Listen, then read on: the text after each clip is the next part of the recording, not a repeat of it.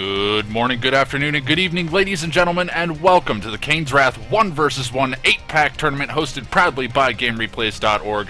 My name is Spartacus, and we are in for some excellent 1v1 action here today, folks. And a quick note, you may be referring to me as Sickucus during this cast because I am sick as hell today, and for whatever reason, it doesn't seem to be communicating through my voice. I don't know if you guys can hear me, but I'm extremely nasally, so I do apologize if you guys noticed that in the cast. I'm going to be feeling really, really tired for this entire event. I got like 2 hours of sleep last night. It's been a brutal day, so definitely come down with something. I'm not sure what it is, but it's kicking my ass. So just a heads up, guys, I may have to call it quits in the middle of this event. I hope that I don't have to. I've taken a whole bunch of different medicine this morning to try to power through it, but I just want to let you guys know that there is that chance. Obviously, that's why we're actually starting late here today, as I'm battling some health issues, so we're going to try to work through it. I don't get sick very often, but it seems like today is the day, so we're going to try to see if we can make it through this event and hopefully set a precedent moving forward.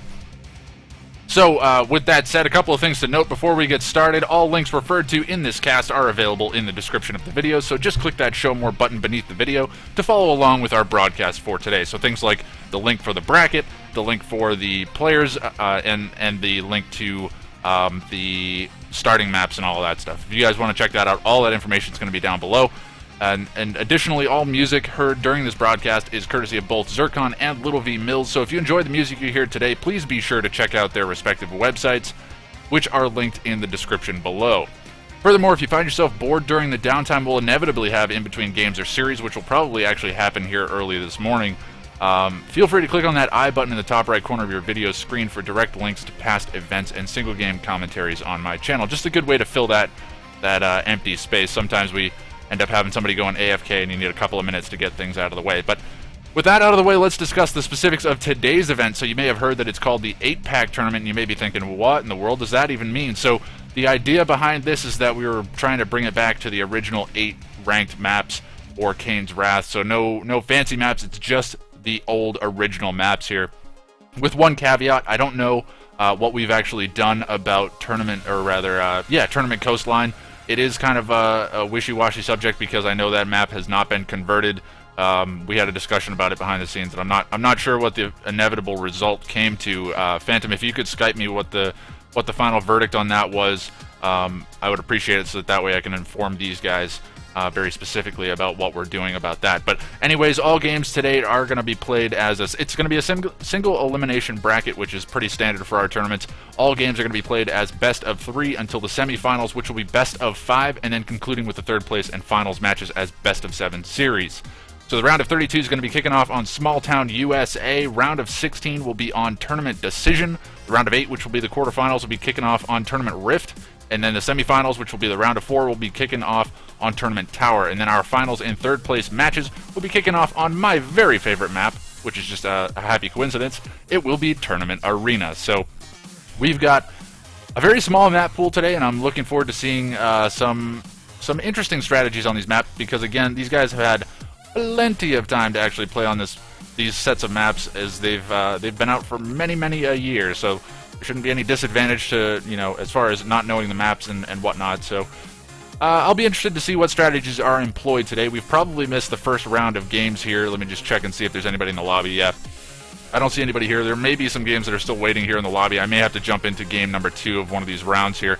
But while we're doing that, I'm actually going to give you guys a bracket update, as that has already been posted. Again, like I said, guys, I do apologize. I'm starting late here, and I know that's a bit unusual. Oh, do I have the wrong bracket link? Oh no, I think I have the wrong bracket link. Phantom, save me.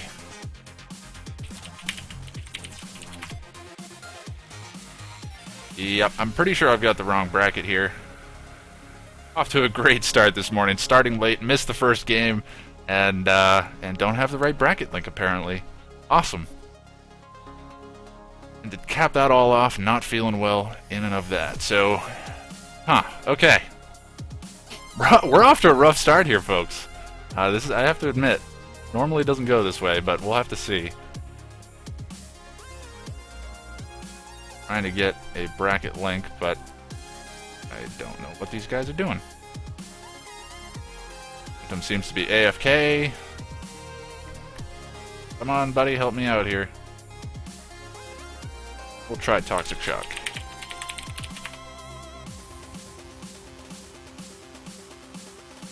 I have this wrong? Is this the right bracket? Am I just reading it wrong? Oh, I don't see a bracket here. Oh, there it is. Why?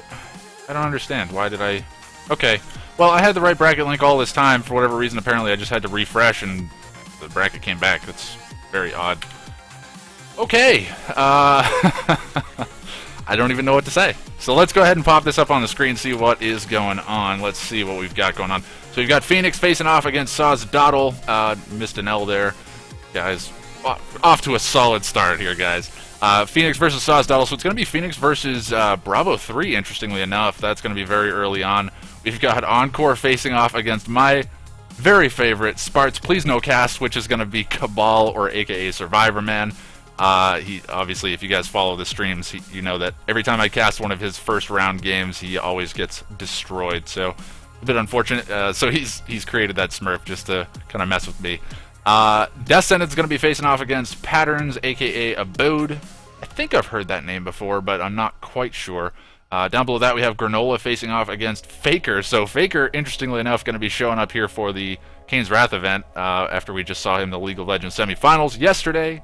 And spoiler alert, they destroyed Origin. Anyways, that's actually Unknown, folks. Faker, aka Unknown.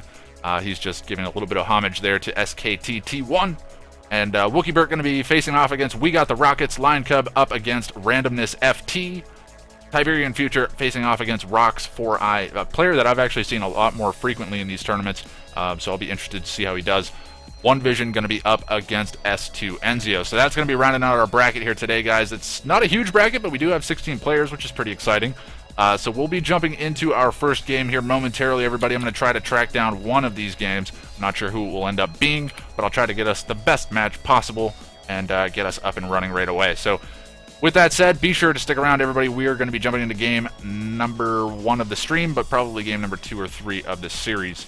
So be sure to stick around.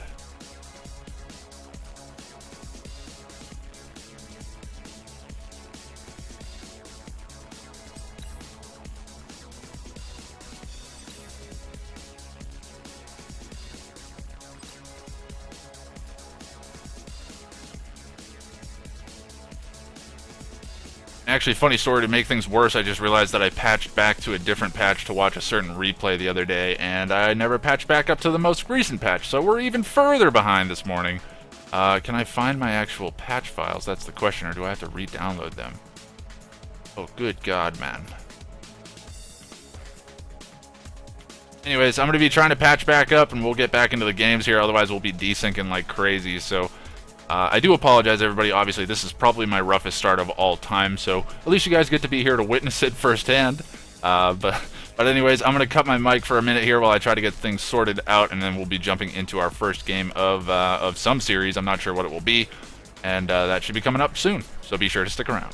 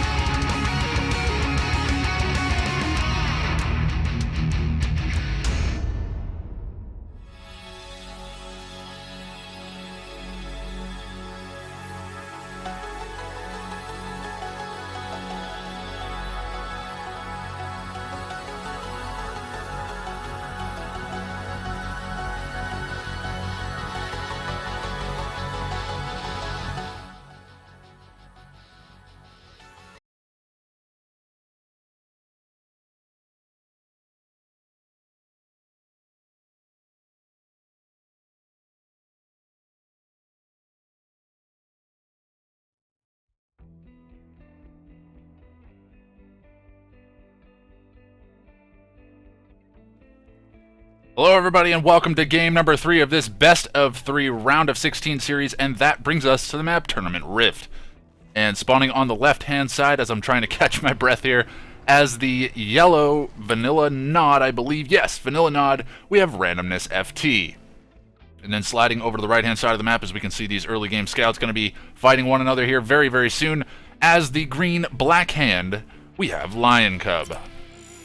So this series is 1-1 right now, so we're getting to see the ace match right now, and it's Blackhand versus Nod, and I think both of these guys actually chose their factions in this game, so it'd be interesting to see how things go from here on out. Lion Cub, I would have, honestly, just looking at the bracket, I would have given him the edge just being the more experienced player, but RandomnessFt is taking the game, so we'll have to see. Again, I'm not terribly familiar with RandomnessFt's skill level overall, but we'll have to see. I mean, obviously, he's got an opportunity to continue on in this tournament, so let's see if he's able to pull this one out or if the black hand's just too strong. And actually, that Militant squad managing to get the better of that lower health Cabal squad. Second refinery does come down, so we did see some bikes come out, and I don't know that that's actually been spotted yet. So Lion Cub, does he have any idea that this is coming? No, he's actually got a couple of bikes coming out of his own.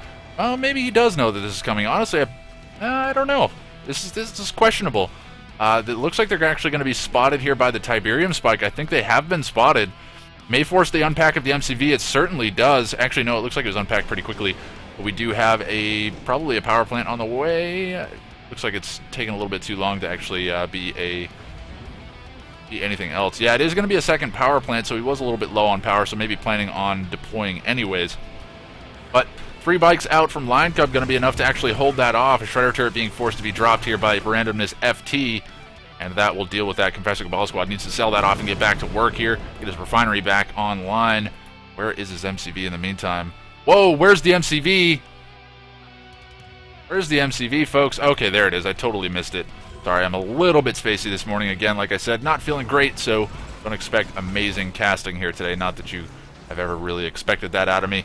Anyways, we're going to be seeing those early bikes getting cleaned up pretty quickly there by Lion Cub. I actually don't know that he lost anything in that fight. He may have lost a bike or two, but 3 bikes going to be going down there all the same for RandomnessFt, and now he's going into some bike buggy of his own. Double War Factory. Hasn't actually sent his MCV for the expansion just yet, so I thought for a second there that we were going to see a triple War Factory like all in right there. But nope, the MCV does pack up, and it will be going for the move here. But he's a bit behind here of Lion Cub.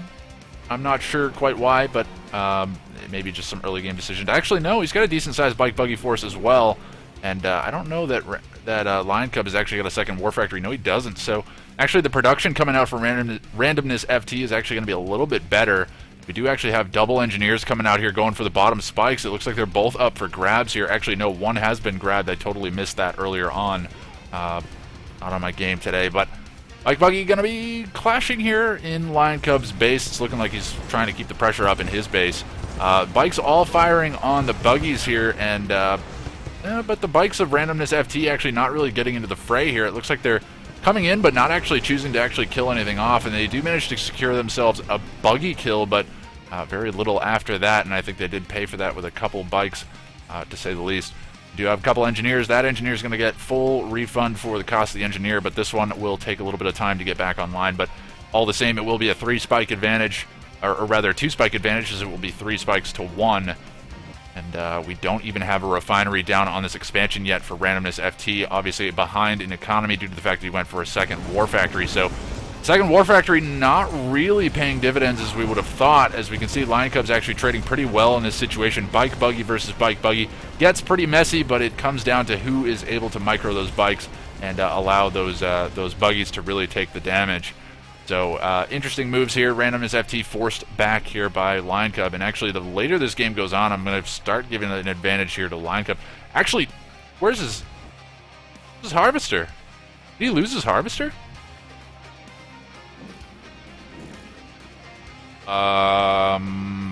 Okay. It may have been a miss-micro, but those Harvesters all look like they're up top. He has no harvesting going on in this field here at all. I very much doubt that that was intended, but I mean, he's got oversaturation on this field as well. 6 Harvesters on this field, not what you want to be seeing, so I'm thinking that has to be a miss micro.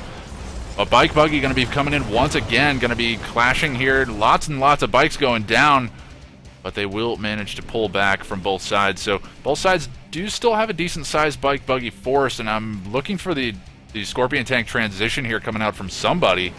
But now we're seeing lots and lots of infrastructure being dropped on this field. Harvester transitioning down now. It must have caught on the fact that that was mismicroed up to the top field. But all the same, we're going to be seeing this Tiberium spike here of Lion Cub going to be getting picked off.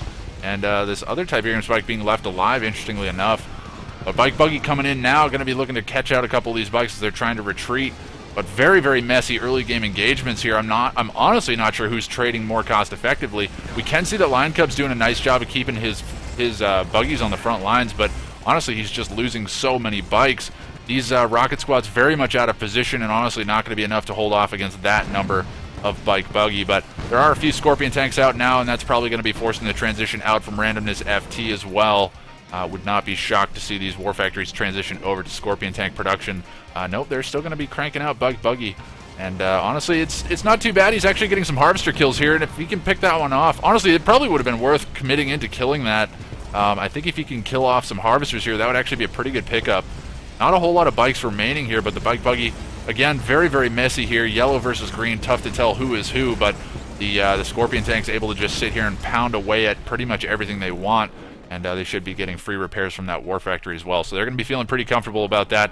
Lion Cub, he did lose a Harvester, but honestly, he didn't lose a whole lot more aside from that, and now that he's actually starting to pump out Scorpion tanks, going to be feeling pretty good.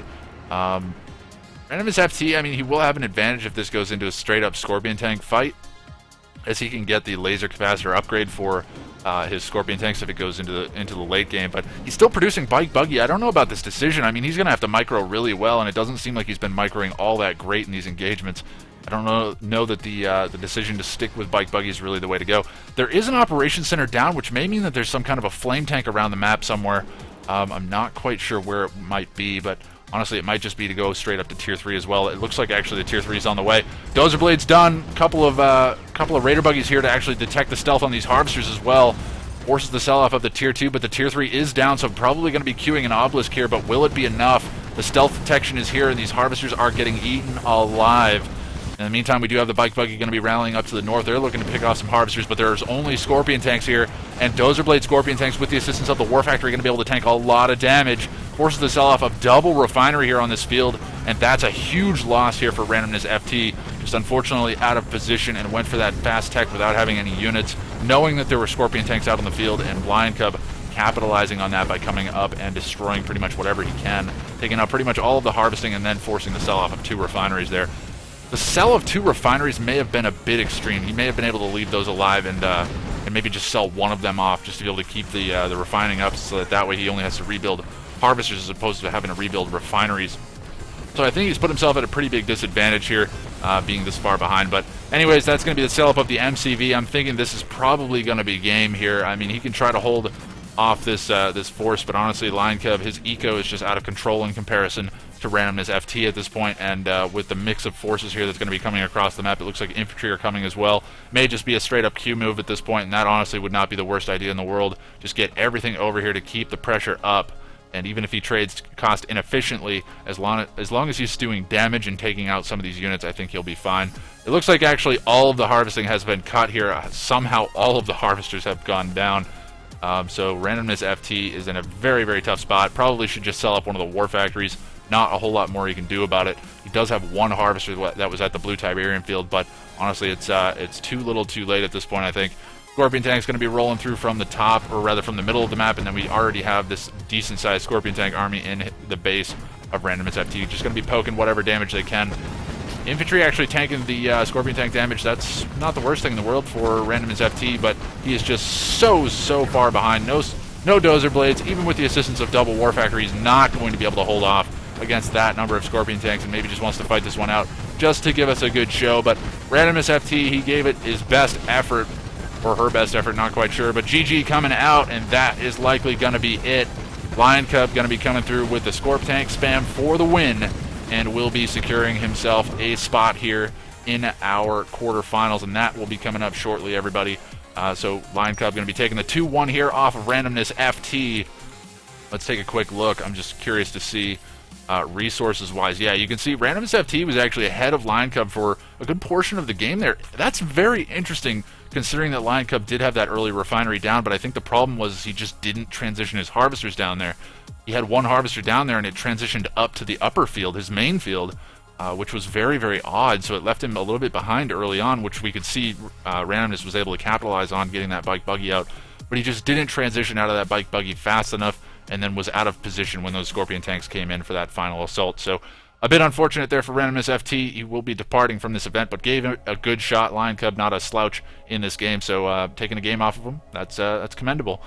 So that's going to be it for that series, guys. We're going to be jumping into our next series momentarily, so be sure to stick around.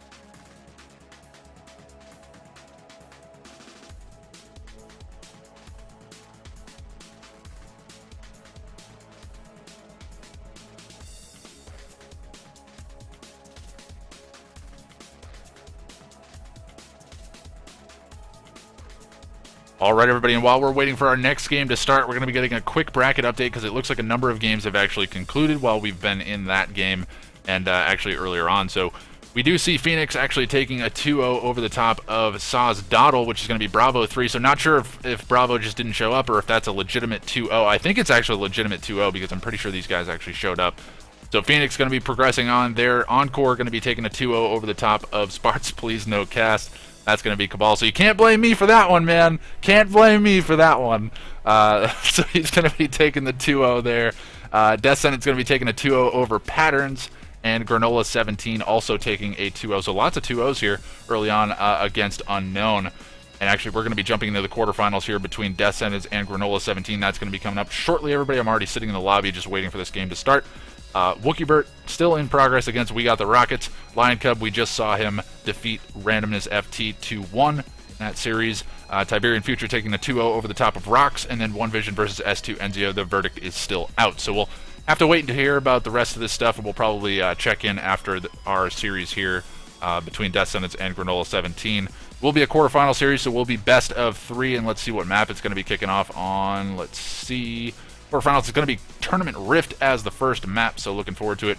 Should be a good set of games here, and Granola 17 and Death Sentence, both decent players here. And honestly, in this tournament, it's anybody's tournament. We don't see any really huge names aside from maybe Phoenix left in this event. Tiberian Future, obviously a contender as well. Wookibert, well, actually, we got a decent number of good names here. But Death Sentence, I mean, he's definitely got a shot. I would not be shocked to see him move on. But Granola 17, I know he's been doing really well as well, making it into the later stages of tournaments lately. So definitely nice to see that. But anyways, my vamping aside, we're going to be jumping into our next game here momentarily, everybody. So be sure to stick around.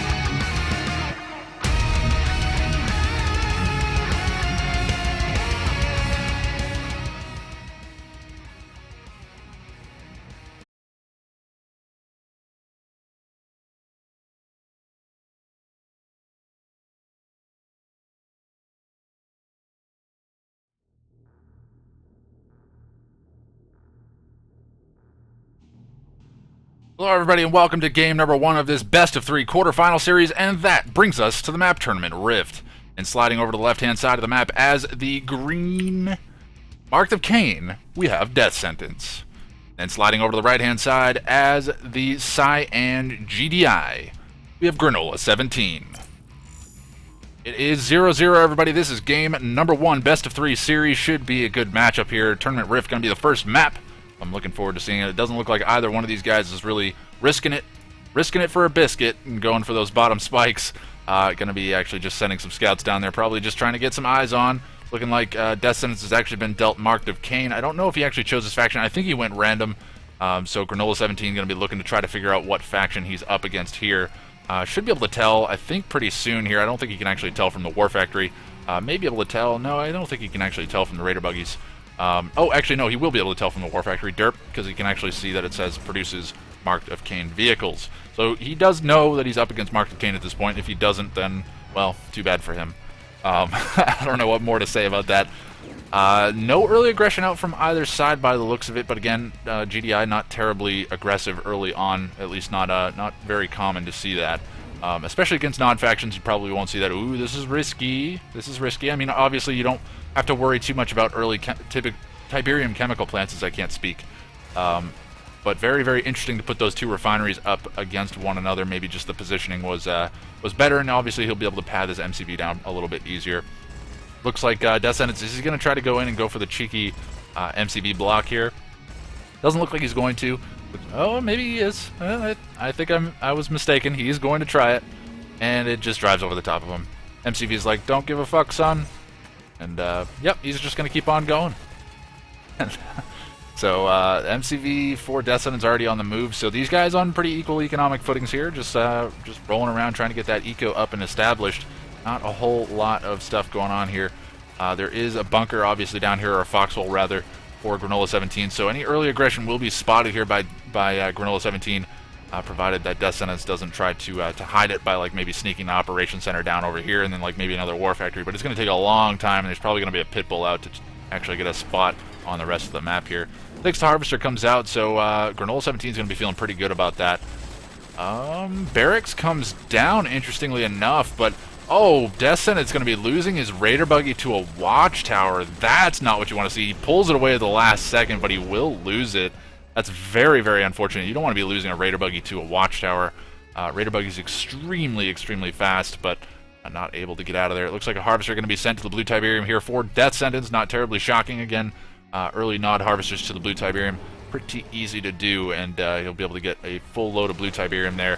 May actually clean that field up pretty solidly as well. Looks like the Marked of Kane infantry here, the single member of that Awakened squad, did manage to get into that little bunker there. He will actually be poking away at that Tiberium spike, but very little damage to say the least. A couple of bikes coming in, not going to be doing a whole lot of damage. A couple of rocket squads out, but a couple of engineers did go down. I just saw their dead bodies kind of evaporating there, or rather absorbing into the ground, becoming one with the rift. And we will be seeing rocket squads going to be chasing down the remainder of these forces. So actually, Death Sentence, he did lose a number of forces here, but interestingly enough, I mean, Granola17, he knew that Death Sentence saw the barracks here, so he must have known that there was going to be engineers coming. That was really, really risky to send out those engineers on foot, knowing that there were buggies rolling around. So it's looking like garrisonable structure there going to be de-garrisoned. Rifleman squad going to be going down, and these guys are just trading damage onto Tiberium spikes. Actually, this Tiberium spike of Death Sentence down to about half HP almost. And there's actually a hand of nod down from Death Sentence, so it's looking like he's felt pretty good about killing those engineers. He's going to send some engineers of his own, and he's already got one Saboteur on his way, and a second Saboteur comes out. What do we have coming out in the top? That Foxhole is still alive.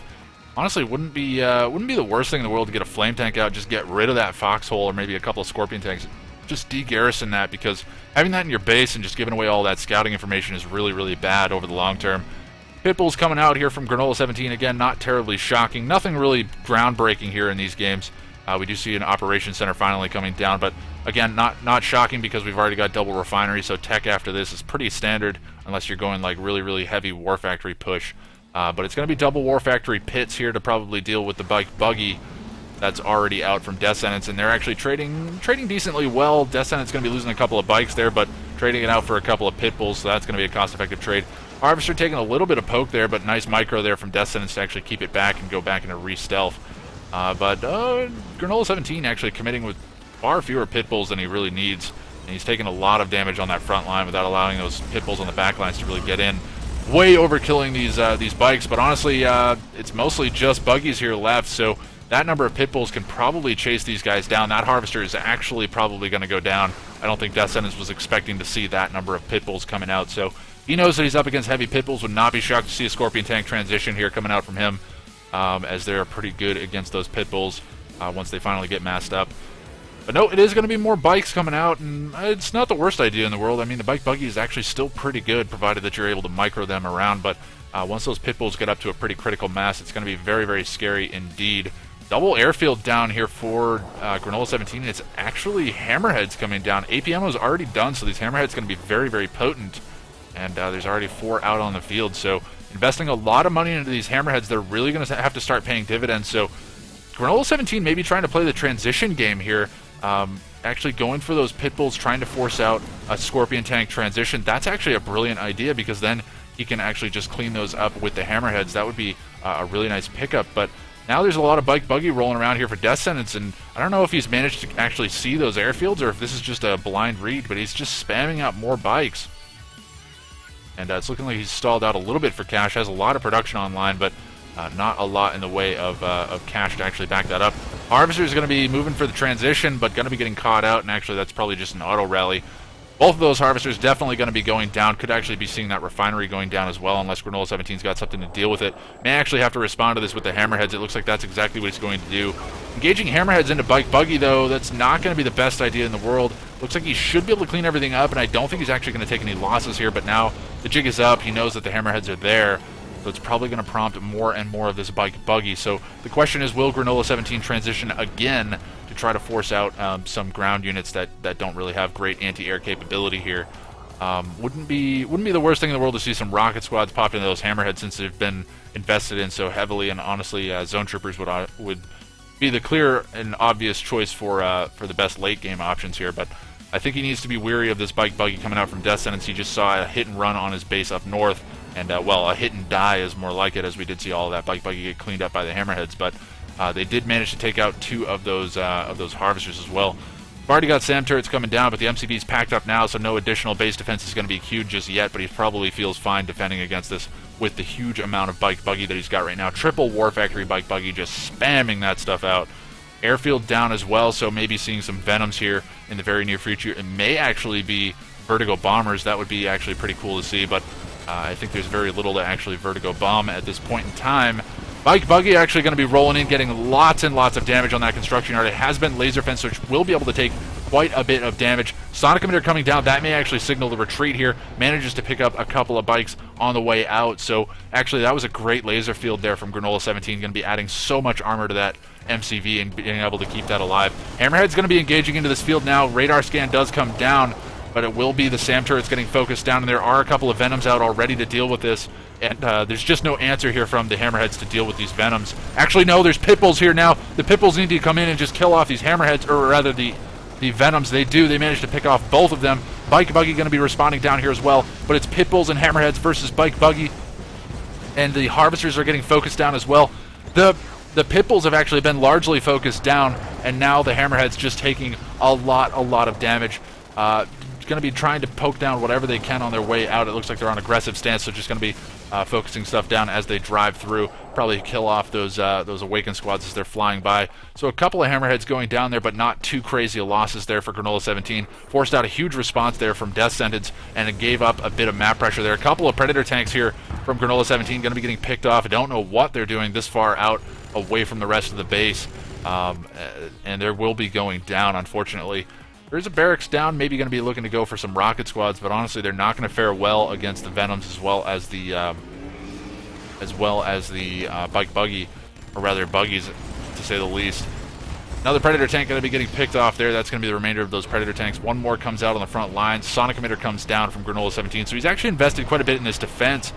That Sonic emitter not in the greatest position, but does manage to get a good shot through the middle of that bike buggy army. It looks like actually EMP buggies are done, so The EMP ability is online here, so they could actually come in and EMP down these sonic emitters and then just focus them down very quickly, but it's a risky proposition to say the least. He needs to be very careful. It looks like actually Tip Core Missile's done as well, so very, very heavily invested in this early buggy move here. He's going to be able to pick off this entire base, unless there's a sonic emitter that's coming down to actually deal with this, but I think he could honestly just get EMP'd straight away. I'm kind of surprised that he went this early for EMP buggies, but hasn't actually used the EMP ability. Just keep those base defenses offline, maybe knock down the production of that War Factory, but maybe he's just trying not to expose the fact that there is EMP, but I mean, it's pretty evident from the actual way that those Raider buggies look. Now the Venom's going to be chasing down the Hammerheads. They're actually managing to get some decent damage on them, but it will take a while to actually whittle them down. It looks like the Hammerheads are going to engage into the construction yard, force out some base defenses here, and that will be a SAM turret dropped on the front lines. It will be a laser field coming out as well. Let's take a look and see what's going on with the bike buggy. They have managed to completely destroy this original main base. The question is, will Granola17 be able to kill off the remainder of these forces?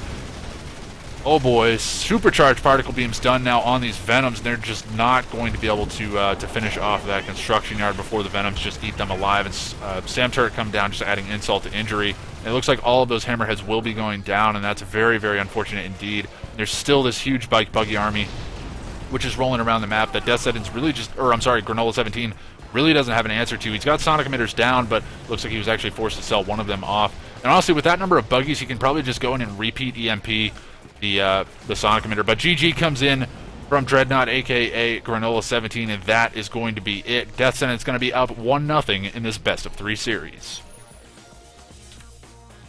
So pretty solid game out from both sides, actually. I really like the gameplay coming out from Granola17, trying to force transitions. But Death Sentence, again, I'm not sure if it was scouted or if he just blind read that, but just spamming out buggy despite the fact that he did see that there were a lot of pit bulls coming out. So he seemed to feel comfortable with the fact that he was going to be able to trade cost effectively with those pit bulls, or maybe he did in fact see the double airfield transition coming out from Granola17.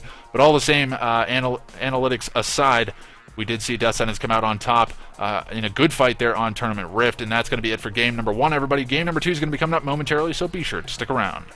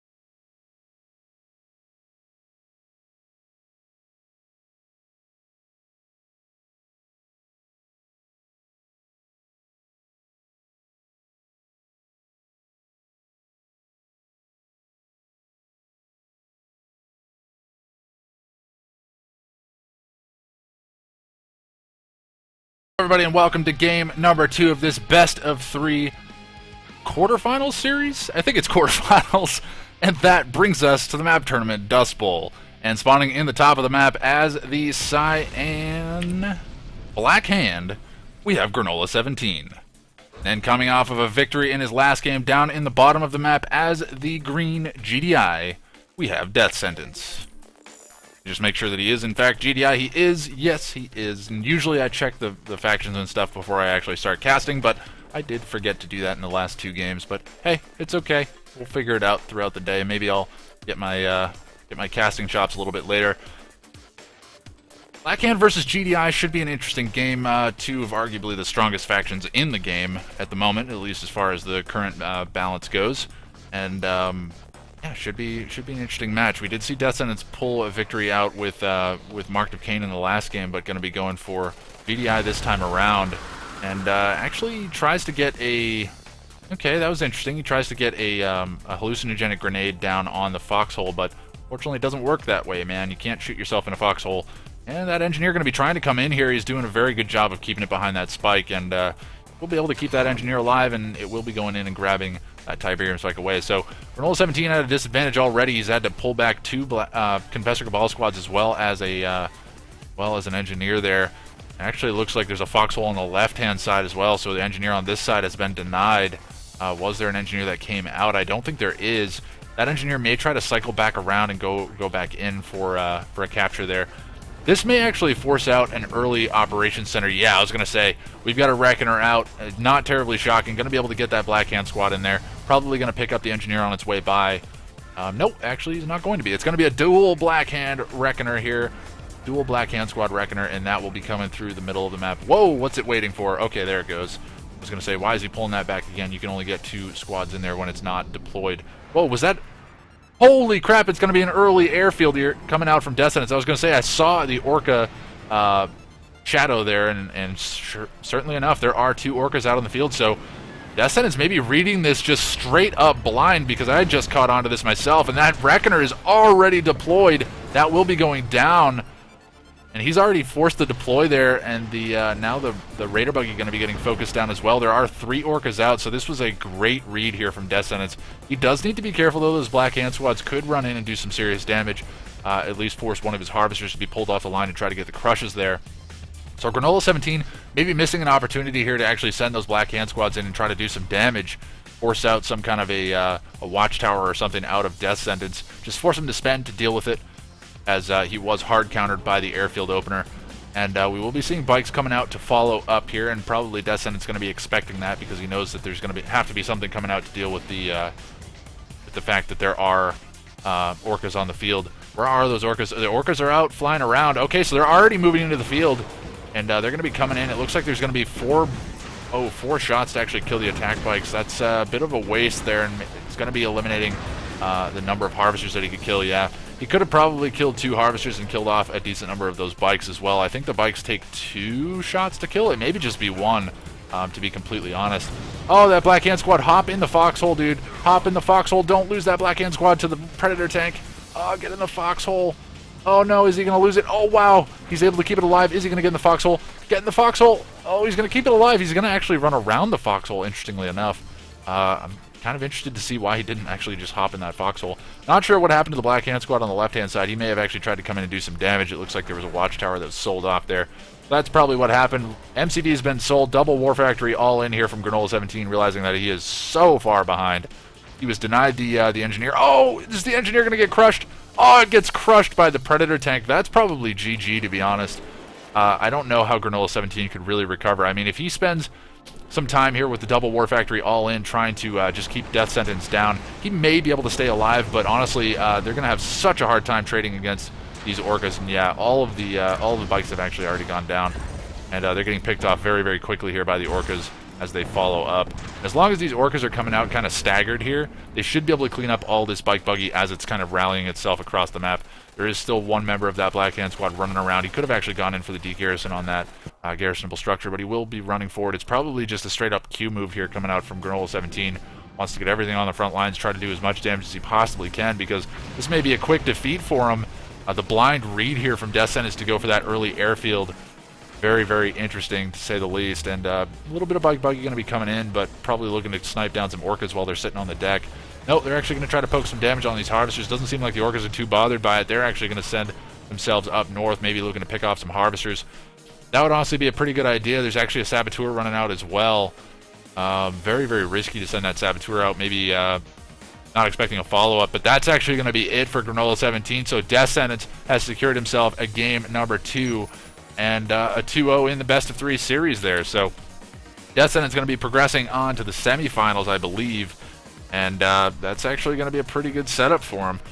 That was just a great early read.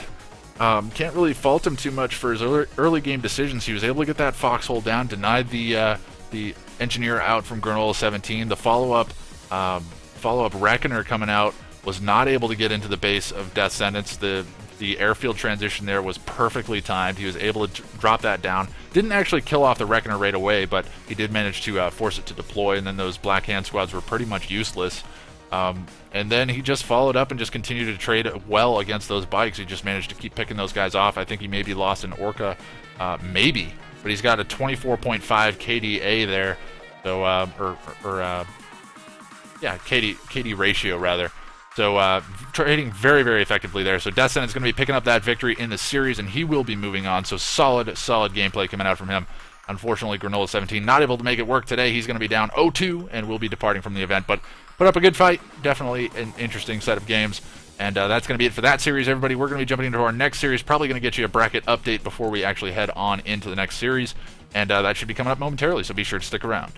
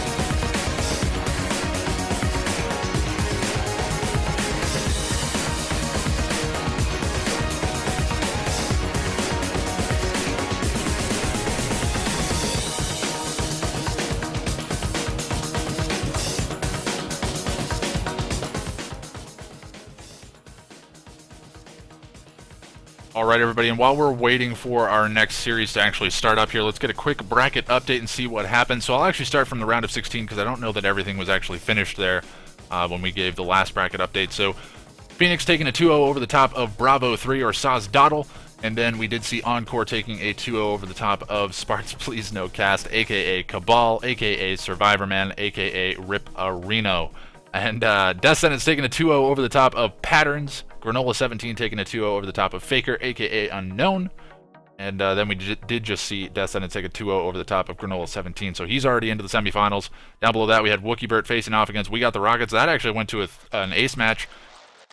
Wookibert actually coming out on top there, 2-1 in that series. And he's actually going to be facing off against Lion Cub, who also took a 2-1 over his opponent, RandomnessFt. And we saw that series earlier on. Or rather, I think we saw Game 3 of that series. So if you did miss that, you can rewind the stream and check that out.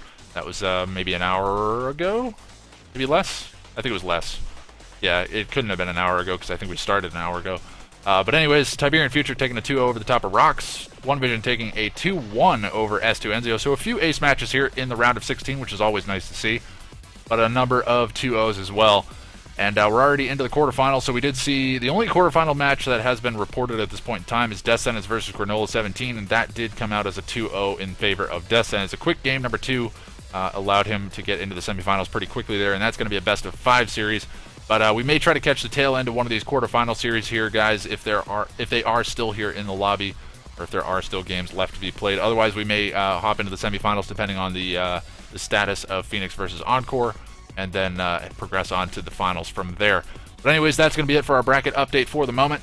Thank you all for joining us here. Let's take a look and see how many of you guys are actually stopping by. 46 people. That's pretty respectable. I'll take it, considering that we have the League of Legends semifinals going on right now as well. I think they just started like 5 minutes ago. So that's underway as well. So good luck to Fnatic against Coup Tigers, I think it is. They should be doing well. If you guys follow League of Legends at all, I know I do. I love esports, man. I love it. It's good stuff. I love watching the casters, and those guys, they have some great casters over there. But anyways, that's going to be it for our bracket update. We're going to be jumping into our next game series here momentarily, everybody, so be sure to stick around.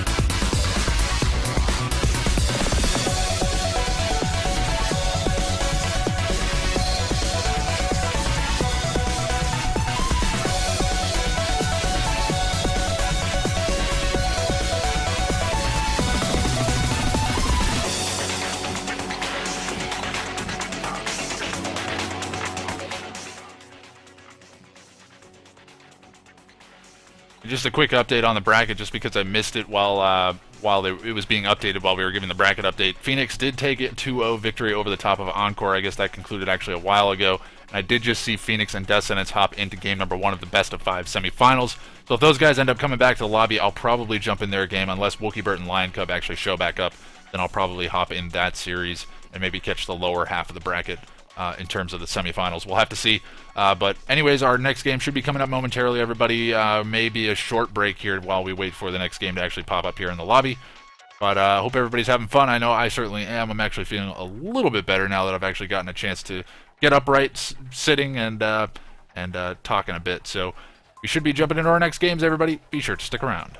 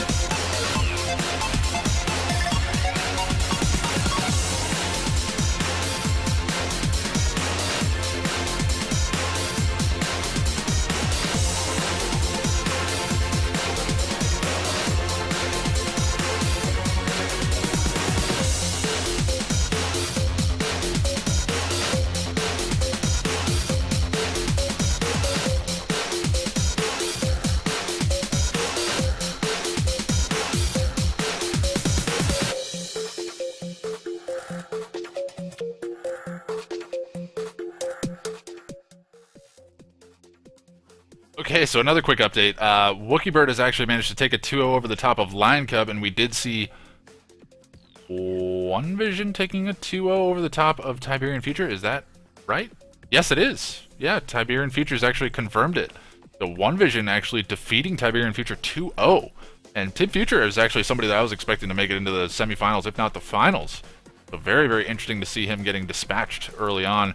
I'm going to try to jump into One Vision versus Wookibert, but unfortunately it looks like they are sitting around. So I'm going to try to jump into that game. If that doesn't work, I'm going to try to get into Phoenix versus Death Sentence here, but hopefully these guys open up their games. I don't know if they're listening here to the stream, but if you guys are, make sure you leave a spot open for an observer here. I know it's kind of a pain when You've got a 2-player map, but all the same, it would be nice if you guys would do that moving forward. But anyways, my crying aside, we should be jumping into our first semifinal game here coming up pretty soon, everybody, so be sure to stick around.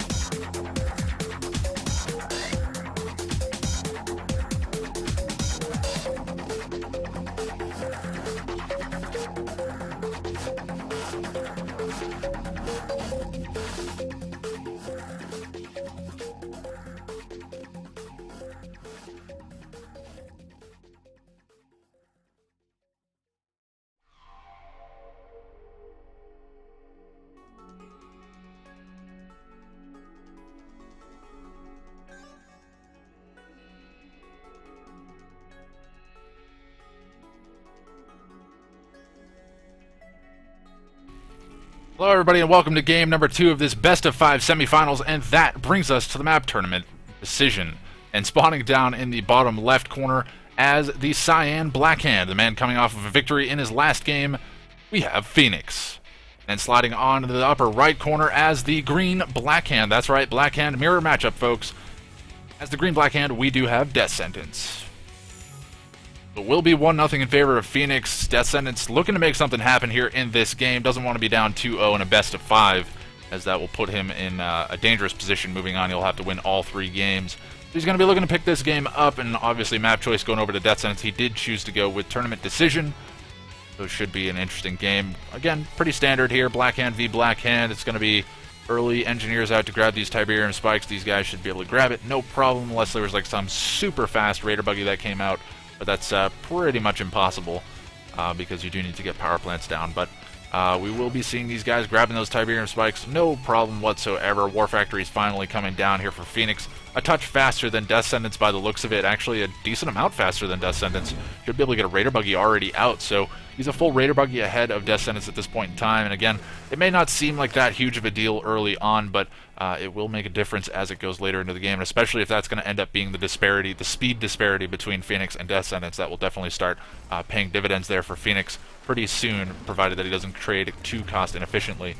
But Attack Bike already out here to deal with the Raider buggy coming out from Phoenix, and it's looking like that should get picked off here. Actually a pretty good early bike here coming out from Death Sentence, and we do have a third bike out already actually, so it's going to be early bikes here for Death Sentence.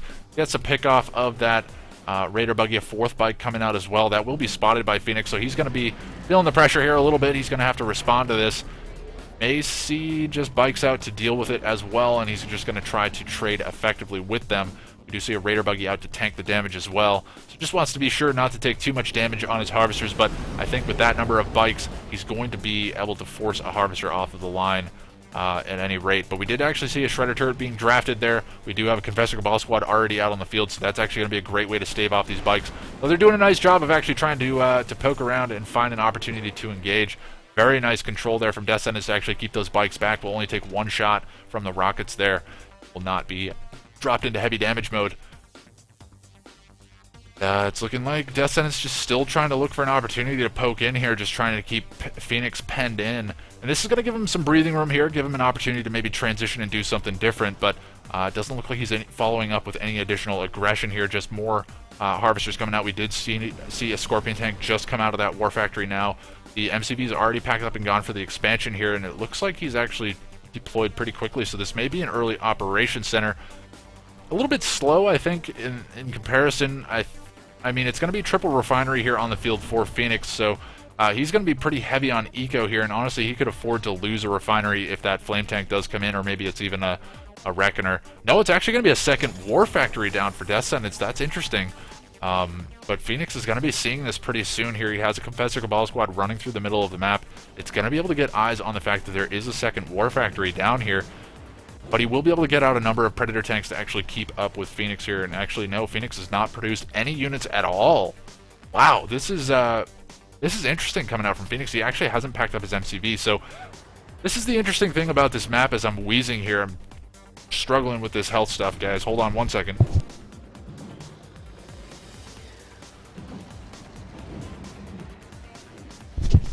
Oh, okay. But we do have double War Factory down now for Phoenix, but he's on triple refinery economy here, so he's going to be actually up and over the top of Death Sentence's economy pretty quickly here. And honestly, Death Sentence did not get out a huge number of units to really force out a massive response from Phoenix.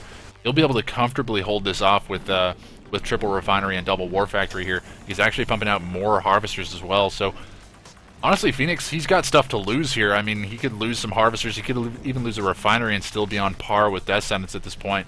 Death Sentence is really going to have to trade cost effectively or get his refineries and stuff up and running early on this field and get that stuff established, and maybe even creep down in here and start putting some pressure on this field. That's ultimately what I think he's going to need to do. We did see the radar jamming missile coming off. I'm not sure who that was from, but you have some bikes up in the top of the map here from Death Sentence. It looks like they're actually going to go ahead and pull back. You have a Raider buggy out from Phoenix, so he's going to be running around for a scout. He's going to get a full scout off here too.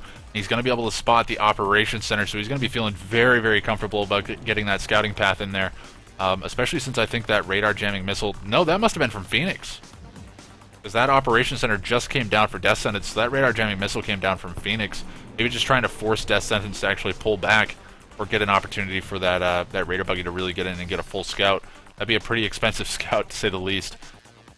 Scorpion tanks starting to mass up in pretty big numbers here for Death Sentence. He may actually be looking to move out here in the near future, but there are Scorpion tanks already poised in the middle of the map here for Phoenix. Probably going to be seeing Dozer Blades coming online. Actually, they may already be online. Yes, they are. So it looks like Dozer Blades are already done here for Phoenix. Death Sentence is going to be a bit behind here in terms of the Dozer Blades, so wants to hold back at this point. Doesn't want to engage into this. They're actually a decent ways off as well. So he just needs to position around, get himself into a defensive formation, just hold these guys off, maybe try to find a choke point here and really catch these guys by surprise. He's actually going to split up his forces here. Needs to kite backwards. Does not want to engage into this at all due to the fact that he has the disparity of the Dozer Blades. He's going to actually cut and run here. He's going to be taking some damage on the way out, though, and those tanks are going to be forced to be sent back to the war factories for repairs. Phoenix not ready to engage into that just yet. I think he feels comfortable with the map pressure that he has right now, just keeping Death Sentence out of the middle of the map, just going to be keeping him out of his base as well, just going to be allowing him to transition if he so chooses, though it doesn't appear as though he's going to do that. He's going to be trying to get his economy established on this expansion. Meanwhile, Death Sentence still no refinery on this expansion. He's dropped a third refinery on his main. I think that's honestly a waste at this point in time, especially with how far behind that refinery is.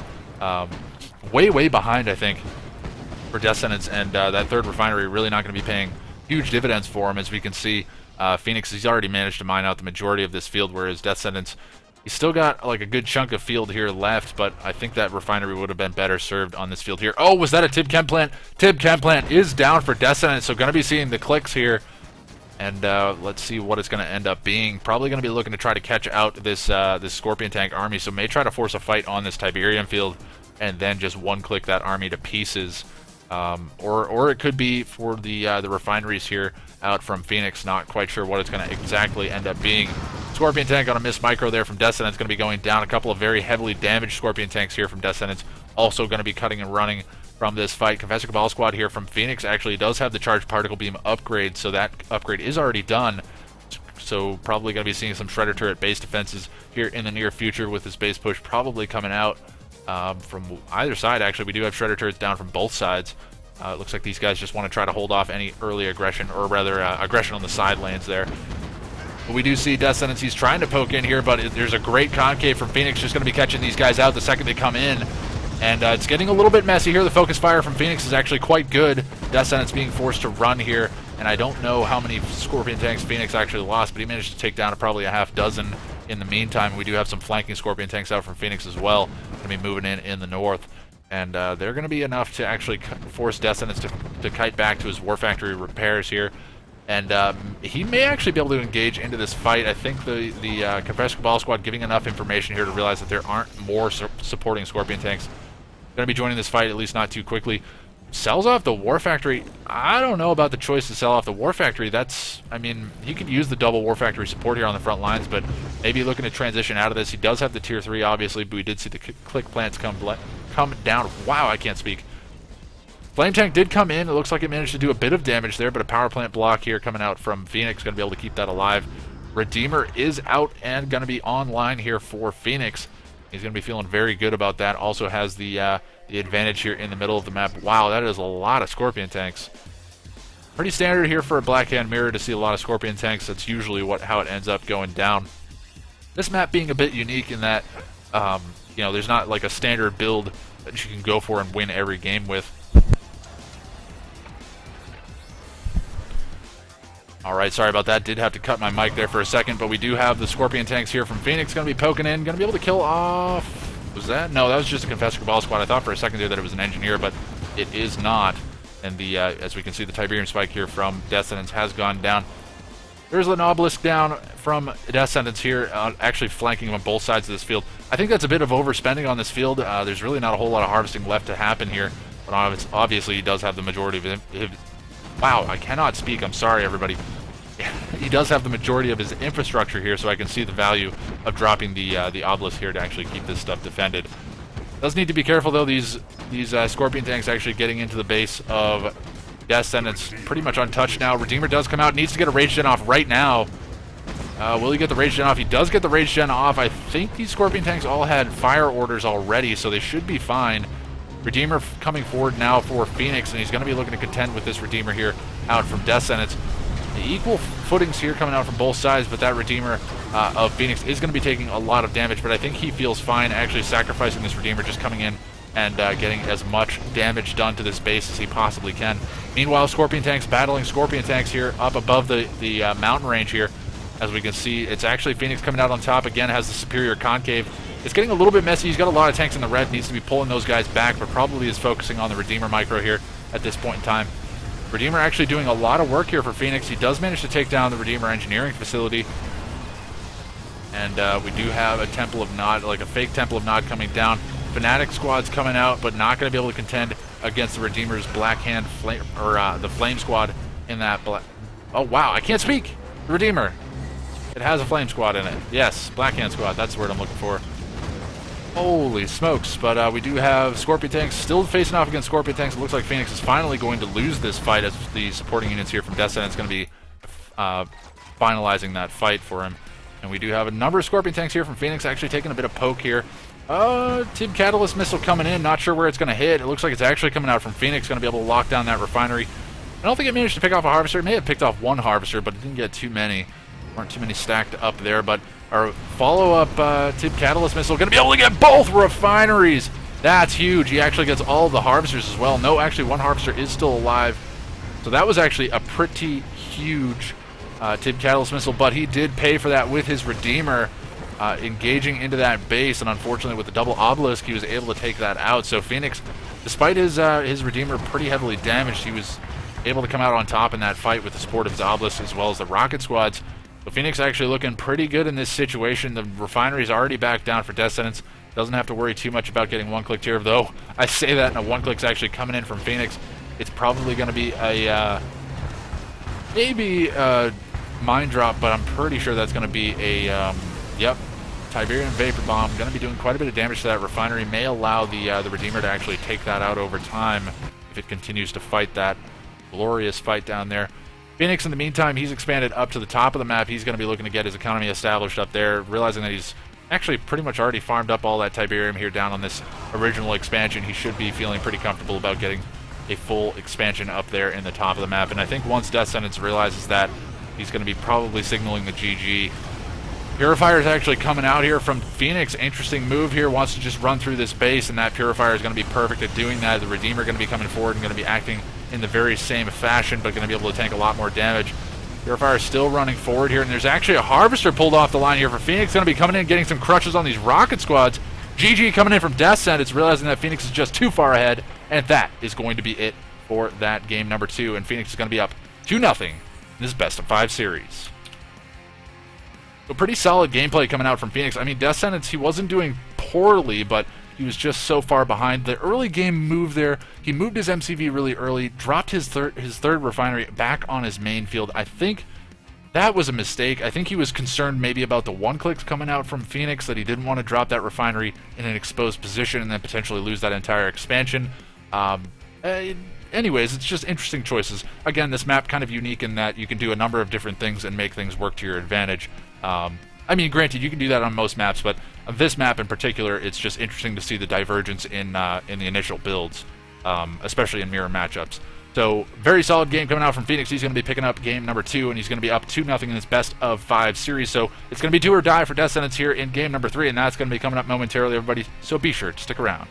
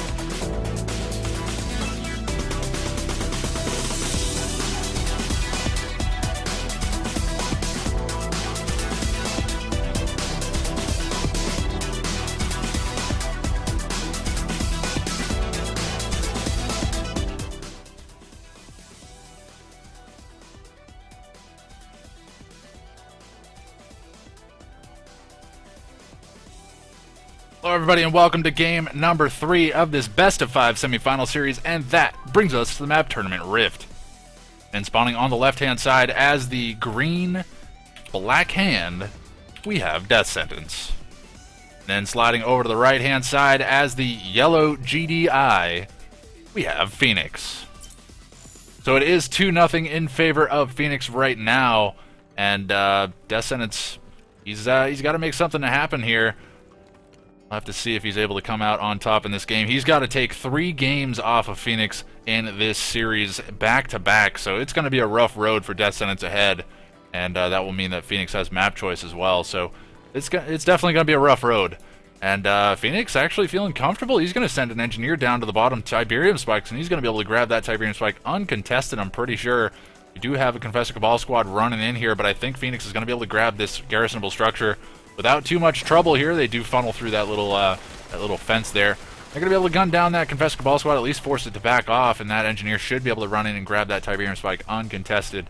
So very, very solid work there from Phoenix to actually grab that early on. And let's take a look and see what we have coming out from Death Sentence. This may force out some early aggression from Death Sentence, not quite sure, knowing that he did go for an engineer early, but it will get in. No problem whatsoever there. Death Sentence actually going to be feeling pretty comfortable. He's going to get a very solid scout here in the base of Phoenix. But again, scouting GDI, it's kind of a waste almost, because very rarely do you see somebody actually go early aggression. Granted, we did see, I think it was in fact Death Sentence that went for some early an early airfield in the game against Granola 17. I'm pretty sure it was him. I may be wrong. May have been somebody else. But anyways, getting scouting information is always useful. Phoenix, he's going to be going for the expansion here. Again, very solid build here. 2 refineries, 4 harvesters already out. 5th harvester probably on the way. May actually see a 6th harvester on the way as well. Scout in the base of Death Sentence. He's going to be feeling very comfortable about this as well. 4th harvester is out for Death Sentence. So equal economic footing here. 2nd power plant has been dropped just to keep stuff running. No, actually 3rd power plant. So he is fully up and running as far as power goes. So he'll be cranking out those units pretty quickly. And Death Sentence going to be winning out that fight against the Rifleman squad here from Phoenix. Again, not terribly shocking. Those Confessor Cabal squad's extremely good in the early game as far as anti-scouting and whatnot.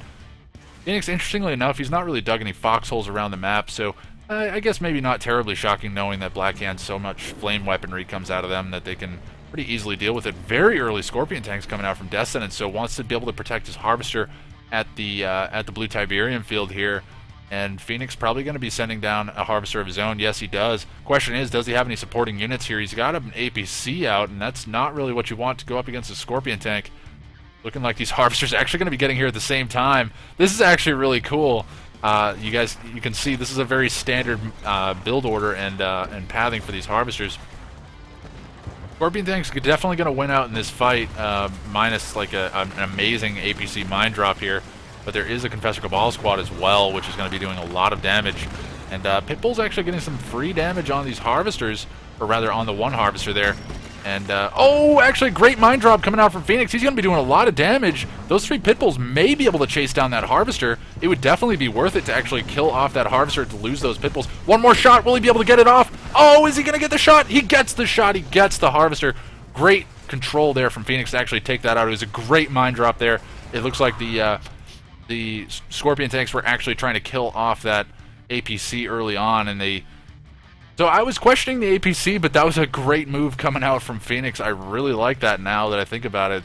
The mine drop, I mean, granted, you had to spend money to do that, and he lost a decent number of Pitbulls, but I think he got away with his Harvester in that situation, whereas he managed to take out the Harvester of Death Sentence, so that's going to be a pretty good pickup for him.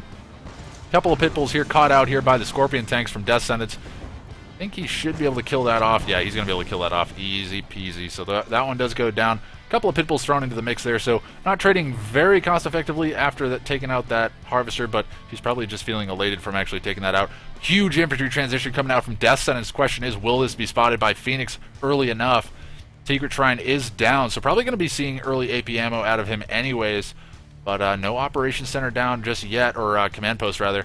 Command Post is down now. AP ammo looks like it's on the way. I can only imagine that's what it's going to be. He doesn't have to worry about stealth detection against Black Hands, so there's really nothing else to really upgrade, and obviously scanner packs not going to be a worthwhile upgrade at this point in the game. Obviously we don't have any zone troopers out on the field, so it would be a waste of money. So Predator tanks with those great checkered flags on the barrels there. We can see that he's running the skin pack here. And we do have Death Sentence. He's just kind of chilling out here in the top of the map, just waiting. Does not want to engage into those Predator tanks because they will just obliterate this army, and he's actually going to do it. He's engaging into these Predator tanks, and the Predator tanks are going to just absolutely make mincemeat out of these Scorpion tanks. As you can see, the Predator tanks haven't even really taken that much damage. I think there's 2 that are like down to about half HP, but they've managed to take out like 4 or 5 of those Predator tanks, or Scorpion tanks rather. But now we have the infantry moving through the middle of the map. They should have infantry upgrades. Yes, Black Disciples is done at this time. Question is, will Phoenix have any way of stopping this? He's got a couple of Shatterer tanks out. He's got APCs out as well, so he should be able to stop this. That APC going to be running through the middle of the map.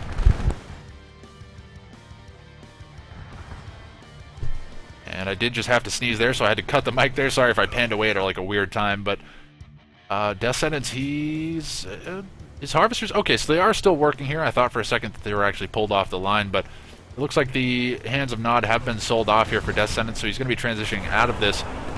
APCs with AP ammo as well as Shatterer tanks sitting on the back lines is going to be able to absolutely destroy this infantry transition here. Hammerheads over the top as well, so Phoenix, knowing that this was coming, I don't know if he radar scanned it or what have you, but or maybe just expected it. I mean, granted, it is Black Hand. So that's a lot of units going down there for Death Sentence, and I think he managed to take out one or two of those Shatterer tanks for the cost of all that infantry, and now Phoenix has already expanded to the middle of the map, or rather is working on his expansion to the middle, as he does have his MCV there. Not sure what Death Sentence is going to do in response. Probably has to take up to Tier 3. There it is. Tier 3 is down. Does have a SAM turret down as well. Should be able to defend his Harvesters pretty well. Does need to be careful, though. He's going to be forced to drop another SAM turret up here to actually defend this field as well. Could be selling off one of these refineries. Doesn't really need 2 of them around. Mantis actually coming out as well, so really respecting the damage output from those Hammerheads. Laser fencing coming out on that construction yard, just going to be preventing any APC engineer here, which it's not going to actually be an engineer at all. Triple barracks down, or triple Hand of Nod down for Death Sentence in this situation, but that's really bad. Death Sentence actually not looking to be in a good shape here in this particular game. I think Phoenix just out-transitioned him here in this game, and we can see the Tier 3 is down, so that Obelisk going to be able to do some work here, but honestly, that's a lot of damage output, and it looks like there is double... Okay, so it's double MCV here coming out from Death Sentence, but he does have a lot of stuff to contend with, and this is exactly how you deal with double MCV, is you go with a mixed composition of forces, aircraft and ground army, and it's just so hard to deal with. Mantis actually getting picked off there by the APC mine drops, so very, very good mine drops coming out from Phoenix in this game. I do have to clear my throat. We will be seeing that construction yard getting focused down over time. It's getting pretty messy here. Obviously, the double war factor, or double MCV, going to be able to spam out a lot of structures and base defenses. The question is, will that construction yard go down? I think if this construction yard goes down, Death Sentence may actually call the GG. And yeah, I mean, there's no way that he's going to be able to save that. So the fact that he hasn't called GG yet means that he's still ready to fight this out. But honestly, he's just he's taken so much damage. And now Phoenix is going to be able to get in a refinery set up on this green field in the middle of the map as well. Has his Tier 3 down, so he's going to be feeling very, very good about where he's at right now. And Tier 3, I mean, it's down. All right, Sneeze finally caught up with me there. Sorry about that. And now we will be seeing the Tier 1 army here from Phoenix just going to be continuing to press forward. There's really no answer out from Death Sentence. He did go for that double MCV strategy. It did not pay off. And now the Obelisk is going to have to sit on the back lines and try to poke this stuff down. But there are still Hammerheads out on the map. They're going to try to take down the upgraded power plant, and that's honestly a good pickup here from Phoenix. If you can pick that off, I think it will actually send Death Sentence into low power. No, actually, it does not look like it's going to be the case. Looks like there's a decent amount of power infrastructure here coming out from Death Sentence. Yeah, he's got a decent number of upgraded power plants. It looks like he upgraded all of them. There is still a Shredder turret down here in the middle of the map. Could probably sell that off. Doesn't really need it. Maybe just using it for some scouting information. Really needs to pick off these Hammerheads as they're starting to actually get ranked up. And both of those Hammerheads actually veteran at this point in time. But Death Sentence, he's definitely behind the 8 ball here. He needs to make something happen. He's way behind in this game, and obviously this is do or die for him in this game. If he loses this game, he's out of the tournament. And that will be securing a finals position here for Phoenix, who's been, again, he's been synonymous with finals in recent months here. Been seeing him playing very, very well. And it's nice to see him continuing that trend here in this game. Death Sentence, though, he's not out of it. I mean, Blackhand Man Spam, you can't really give it enough credit here. It does a lot of damage, and it can tank quite a bit of damage as well. So, the question is, will these AP ammo APCs be able to deal with this? I don't think they want to necessarily try to fight this. That may, in fact, be sniper teams coming in, and they're in a precarious position here. They could have been picked off if that infantry decided to actually engage into this. Looks like an Orca Strike coming in as well. It's going to miss, though. I think he was maybe trying to hit this infantry swarm, but it's not going to hit. It's going to completely whiff. There it goes. There are sniper teams down, and they should be able to kite this force out pretty well. They're actually a bit faster, as well as obviously very, very superior range. So as long as he keeps these guys alive, they're going to be able to kill off all this infantry. If nothing else, they'll be able to clean up the supporting units that are coming out from Death Sentence, streaming across the map here. MCV's on the move. He has a TIB Chem plant, so he's not ready to give up on this game just yet, and I can applaud that idea here. Doesn't necessarily want to give up. Is an Ox transport coming in? No, actually it's on a it's just trying to fly out of here. You can't select it, so that means it doesn't have anything in it. So that's going to be just giving a little bit of scouting information as it flies away. Oh, but Hammerhead's catching out the Harvesters. Does manage to pick off one Harvester. Needs to cut and run the Elite Hammerhead. Oh, it does go down. That other Hammerhead going to be going down as well. So 2 veteran Hammerheads are going to be going down, unfortunately. There are Orcas out now as well. Actually going to be a great move to actually kill off some of these Harvesters on the back lines. Those infantry forces not going to really be able to respond to them if they're out of position. And that's one of the really superior things about Orcas is they can just be around the map very, very easily. We do have a nuclear missile coming down from Death Sentence. Not sure if it's actually a nuclear missile, but shockwave artillery coming down. Maybe able to kill off a decent amount of that infantry, but going to be forcing the spread out nonetheless. Now these AP ammo APC is going to be rushing forward here. Second MC, or rather the MCV from Death Sentence is going to be rushing forward here, trying to get his expansion up and running, but does manage to get down a third Hand of Nod before going down, but there are Juggernauts sitting on the back lines as well.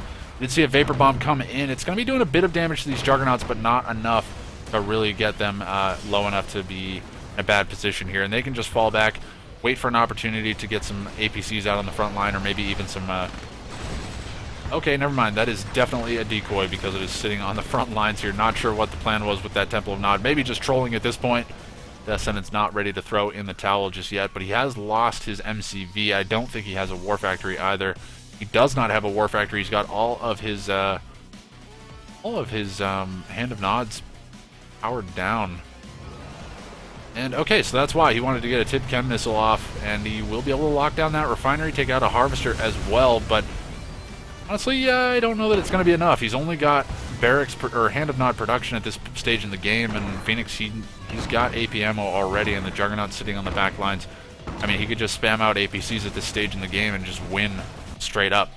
So it's going to be a rough road here for Death Sentence. I think this is probably GG. He's got a pretty good concave of infantry here, as we can see. They've pretty well spread out, but AP ammo watchtowers as well as the rifleman squads and AP ammo APC is going to be coming forward here and just cleaning up the remainder of these forces. And Phoenix going to be moving for that slow roll to victory here as he moves on into the finals here with a 3-0 over the top of Death Sentence. GG finally coming in, and that is going to be it. Death Sentence has been defeated. The 3-0 going over to Phoenix. So pretty solid game there from Phoenix. Again, just transitioning really well. Death Sentence going for that double MCV strategy did not pay dividends. Obviously, Phoenix going in for a multitude of different types of units, particularly aircraft and ground units, and that just makes it so very difficult for the double MCV strategy to really start paying off. Because honestly, you want to start spamming out shredder turrets, get those on the front lines, and just let them poke away at the forces, and then just slow roll behind that with the infantry. But unfortunately not able to work out for Death Sentence in this game. Phoenix going to be looking in prime shape, going to be taking a 3-0 there, and going to be moving on into the finals here. We'll have to take a look at the bracket and see if the other side has concluded. I very much doubt it, but we'll take a look and see very, very shortly, so be sure to stick around.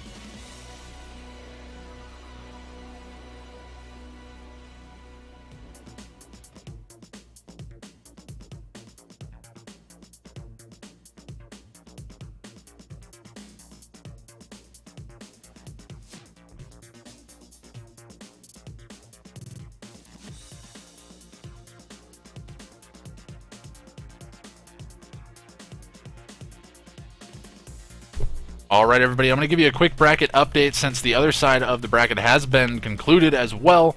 We do have Wookibert actually taking a 3-0 over the top of One Vision, so it will be a Phoenix versus Wookibert finals. Two of arguably the strongest players left in the game, and probably the best case for an even matchup here, though I will give a slight edge to Phoenix, I think. But honestly, I think it's anybody's game. It's a best-of-7 series. Wookibert, an extremely aggressive player, very good at playing the macro game as well. So I'm looking forward to seeing how this series turns out. That's actually what's coming up momentarily, everybody, so be sure to stick around.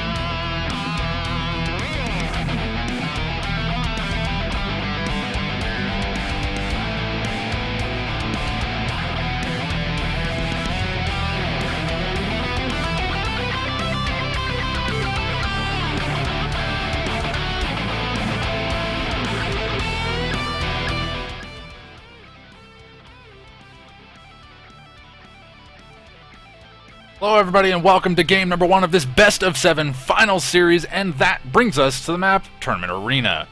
And spawned in the upper left hand corner as the yellow black hand, we have Phoenix. And sliding down into the bottom right corner as the green black hand, we have Wookibert. So it is 0-0, this is game number 1 best of 7 series, so I'm expecting a decent number of games here, a minimum of 4 obviously, as you do need to pick up 4 wins in order to take the victory, but I fully expect both of these guys to really be clashing heads here early on, and I don't think it'll be a sweep for either one of these guys, to be quite honest. I don't know who I would give the edge to. I think Phoenix is looking in very, very prime shape, but a Blackhand Mirror matchup, I may give the edge here to Wookibert, just being slightly more experienced maybe with Blackhand Mirrors, but again, that's based on just my game knowledge, which has been proven in some situations to be lacking. So we'll leave it up to this game, and we'll leave it all out for these guys to actually decide here. It's going to be early bikes coming out from Phoenix. Interesting. We've actually seen a decent amount of this today, some early bikes, and it will be a great way of dealing with this this Raider buggy and just force a response out from Wookibert. And the question is, will these bikes be spotted? I think they have been. Yeah, I think that Raider buggy is already cutting back and running for its life here, so smart move there from Wookibert to actually bring that back, and that's just showing the level of play that we're at here, folks, that he's managing to pull this Raider buggy back, realizing that the whole purpose of those bikes to come out was to deal with that Raider buggy. These bikes should win out for Wookibert here, since there was a shot taken on the Raider buggy here instead of the bikes themselves. And yes, it is going to be Wookibert coming out on top of that trade here, so he's going to be feeling very good about that. Second refinery does come down here for Phoenix. He's already gone for the expand here. Very, very fast expand here for Phoenix. Not even getting out another power plant to actually keep his stuff up and running. But Wookibert, he's gone for the expansion as well. He has his power online, I believe. No, he's actually chosen to power down his refinery as well. So pretty standard build here, I think, for this map to actually go for the early expansion, just because it's such a short distance. And it just gives you a little bit more flexibility here. Bike buggy here coming in from Wookibert, going to be poking some damage onto this harvester. May actually force it off the line here, and that's exactly what's happened. So he's probably going to be feeling pretty good about that. So some early moves here from Wookibert to actually get himself a little bit of an edge early on. But Phoenix, he has got the earlier expansion up and running. It looks like he's actually ready to drop his refinery on this field, and that's actually going to be very, very good for him. Wookibert still a decent ways off from actually dropping that refinery, so the economy advantage definitely going to be going over to Phoenix here for a short period of time. Question is, will Wookibert actually follow up with some early aggression here, really try to dictate the pace of this game, seeing that he is a little bit ahead in terms of the early trades, but honestly, it's pretty minimal, because he doesn't have a huge amount of units kicking around the map at the moment. And it's looking like, oh, actually that harvester coming out of the, wow, he actually pulled that out of the refinery while it was cashing in its credits there, but it's actually a war factory that came down for Phoenix. I thought it was going to be a refinery, but it is in fact a second war factory.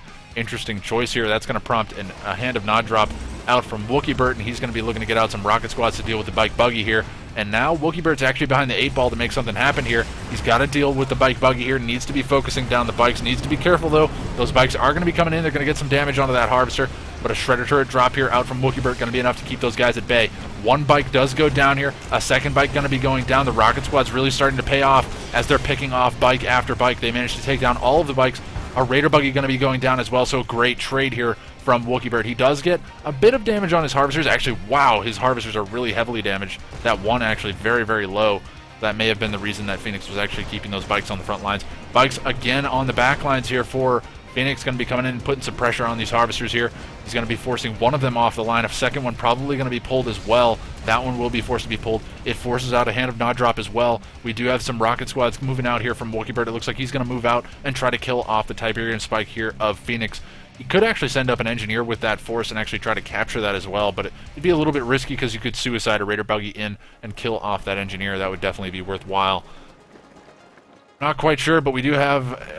looks like, no, it's going to be infantry here looking to kill off these units. He's going to actually grab a foxhole here, so a decent number of squads into that bunker. Should be able to take down that Tiberian spike if he so chooses. May actually choose to send an engineer up there. Again, we haven't seen him actually firing on that just yet, so that may mean that he will send up a Saboteur to actually capture that. Decent number of buggies out now, and the focus fire coming out from Wookibert is just not going to be good enough. Maybe realizing that even with focus fire, he's not going to win out this fight, so he's just kind of given up on it. Maybe he could have taken out a Raider buggy or two there. A decent number of rocket squads going to be able to pick off some some bikes that have managed to come out of the War Factory a little bit further behind their buggy brethren here. And now the buggies are going to come in and clean up the remainder of these rocket squads. So actually very good trades here in the mid game here from Phoenix coming out with the buggies, but he does need to be careful. These buggies obviously not going to be great if there's a Scorpion tank transition here, and that's exactly what is coming out from Wookibert at this point in time. Does still have 2 refineries on this field. I guess there is still a little bit of Tiberium there to actually be harvested, but he did sell off his War Factory at that place. He does have double War Factory here, pumping out Scorpion tanks on the front lines. Only a single War Factory here. The second War Factory is pretty far behind, so Wookibert, he does have his base consolidated a little bit more on the middle field, and that's actually probably something that's going to be working out to his benefit here as the game goes on. Tiberium Spike taking some damage now from those rocket squads that are in the bunker, and Phoenix does not want to engage into that because he's going to lose some bikes if he does. Probably have to send up a Black Hand squad to actually take those guys out, and it's going to take some time, so probably just has to say sayonara to that Tiberium Spike. But anyways, we do have buggy's going to be tanking some damage here. The Scorpion tank's going to be coming forward here for Wookibert. He definitely has the superior numbers here, but he doesn't want to continue to engage in here. Oh, reverse move bug. Unfortunate for Wookibert. He's going to be losing that Scorpion tank. Very unfortunate indeed. Bunker up here still poking away a lot of damage onto that Tiberium Spike. Do we actually have a Black Hand squad out to deal with that? There is no Black Hand squad in the near future here coming out from Phoenix to actually deal with that, so that Tiberium Spike's probably dead. Wow, Phoenix, he's got a decent number of Raider buggies, and the interesting thing about these Raider buggies is they can actually tank quite a bit of Scorpion tank shots as well. As long as they sit on the front lines, they may be able to make up for the disparity in numbers here from Phoenix. If you can get some good focus fire down on these Scorpion tanks, he's probably going to be feeling pretty good about it. We did see a radar jamming missile come out. I'm not sure who it was from. Could have been from either side. Honestly, at this point, I would imagine both have Operation Center. We do know that Wookibert has an Operation Center down. Both of these guys probably going for those Dozer Blades. Obviously a very, very good upgrade in Black Hand Mirrors because it just makes those Scorpion tanks so much more tanky. And Dozer Blades is online now for Phoenix, so he does have a bit of an advantage here, despite the fact that Wookibert has Defender's advantage, and now the numbers advantage way in favor of Phoenix, and this may actually be GG. I don't know how Wookibert's going to be able to hold the line here. A Harvester coming out on the front line, that's going to be immediately eaten alive here. That one goes down straight away. No, actually, they're going to turn and focus on the Scorpion tanks here, and Wookibert's going to say, you don't see this Harvester. He's going to try to pull it away. No, he doesn't seem to be too focused on it. GG coming in from Wookibert. That's going to be it for game number 1. Phoenix going to be coming out on top in that Scorpion tank battle and taking himself a 1-0 victory in this series so far. So solid gameplay coming out from both sides, honestly. Wookibert really doing a nice job of trading early, but Phoenix just out-traded him later on. Maybe read the fact that there was going to be a bit of an infantry transition there, as he did lose a decent number of his bikes to that infantry, and then realizing that Wookibert would continue to spend on that. Went for the Raider buggy transition, really cleaned up a lot of those infantry squads without them doing too much damage in return, so it allowed him to continue to eco up and get his economy established and get his production up and running. So Phoenix came out on top in that game. Solid gameplay from both sides, but that's going to be moving us on to game number 2. Phoenix is up 1-0 in this best-of-7 series. It's anybody's game here coming up in game number 2, and that's coming up momentarily, everybody, so be sure to stick around.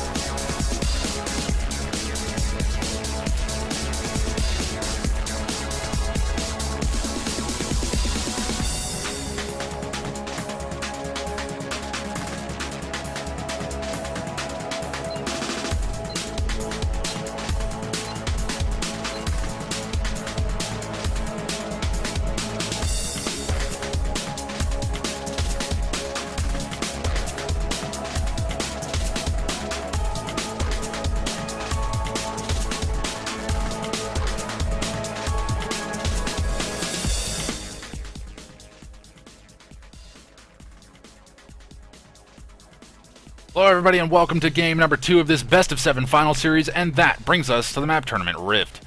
And spawning on the left hand side as the pink black hand, we have Wookibert. And the man coming off of a victory here in the last game as the purple black hand on the right hand side of the map, we do have Phoenix. Let me just fix my scoreboard here. I just realized I didn't add the score. And there we go. Phoenix is up 1-0 in this best of 7 series. It's going to be an early secret shrine coming out from Phoenix. We're going to be looking to really win out that early scout engagement here against Wookibert. And Wookibert not opting to go for, I don't think he's actually, no, he did actually send an engineer, or rather saboteur down to the bottom spikes. He's going to need to be careful here. I think he should be able to grab that Tiberium spike. I don't think Phoenix is going to get down there quite fast enough. He may be able to get down there. I'm not quite sure. Those engineers are pretty slow. But there are two Confessor Cabal squads here that are going to eventually de-garrison these squads. And there are 2 saboteurs. So Phoenix will definitely be winning this early game fight. The question is, can Wookibert at least get a refund on his engineer here by grabbing this Tiberium spike? That is the real question to be answered here. And I'm not quite sure how it's going to end up working out. We will be seeing Wookibert. He does know that there is flame upgrade done here for Phoenix. And yeah, he's actually going to get the... Oh, I think he's going to get it. It's going to be close. That Confessor Cabal squad, it's getting damage. He gets the engineer. Oh, that is not good. So Wookibert behind the 8 ball now. The Confessor Cabal squads need to get in close, get that flame down, and they should be able to get the de-garrison. Great micro control here from Wookibert to actually de-garrison that squad. Unfortunately, does lose that after another shot from that Black Disciple upgrade. And we do have the engineer coming forward, so actually Phoenix going to be getting refunds on both of those units. Oh, Wookibert trying to come in with the Raider Buggy to actually kill that off. Unfortunately, missed it by about a half of a second there. So Phoenix going to be feeling very, very good early on. And I think Wookibert saying, LOL, where was my engineer? Yeah, it didn't go well, man. It was almost in that Tiberium spike, but unfortunately did not manage to grab it. A couple of rocket squads out now from Phoenix, realizing that there's probably going to be some follow-up aggression here from Wookibert, probably in the form of bikes. But no, Wookibert seems to be content going with the eco back after this. And he's already got 5 harvesters out, so despite being a little bit behind in terms of economy, just due to the fact that he went for the early engineer and did lose it, he's still okay, but he's going to be forced to pull one of these harvesters off the line to deal with these Confessor Cabal squads, just due to the fact that they can actually flame down his structures. And that harvester should be able to get back to work. I think that Raider Buggy can probably clean up the remainder of that squad. Unfortunately, his only remaining Tiberium spike probably going to be getting focused down there by the Confessor Cabal squad of Phoenix. Meanwhile, Phoenix, he is getting a scout on the expansion. He has not expanded himself, may actually be going for a second War Factory or straight into Tier 2. He definitely has an economy advantage, so I would not be shocked to see a second War Factory here. And yeah, really press that advantage early on. And it's looking like it's going to be another power plant as well. So going to be looking to go for that expansion probably after this. And yeah, there he goes. He's going to pack up for the expansion. Now it's going to be Bike Buggy coming out from Phoenix. May actually just see a hard Scorpion Tank transition coming out from Wookibert. Yeah, again, not shocked to see that.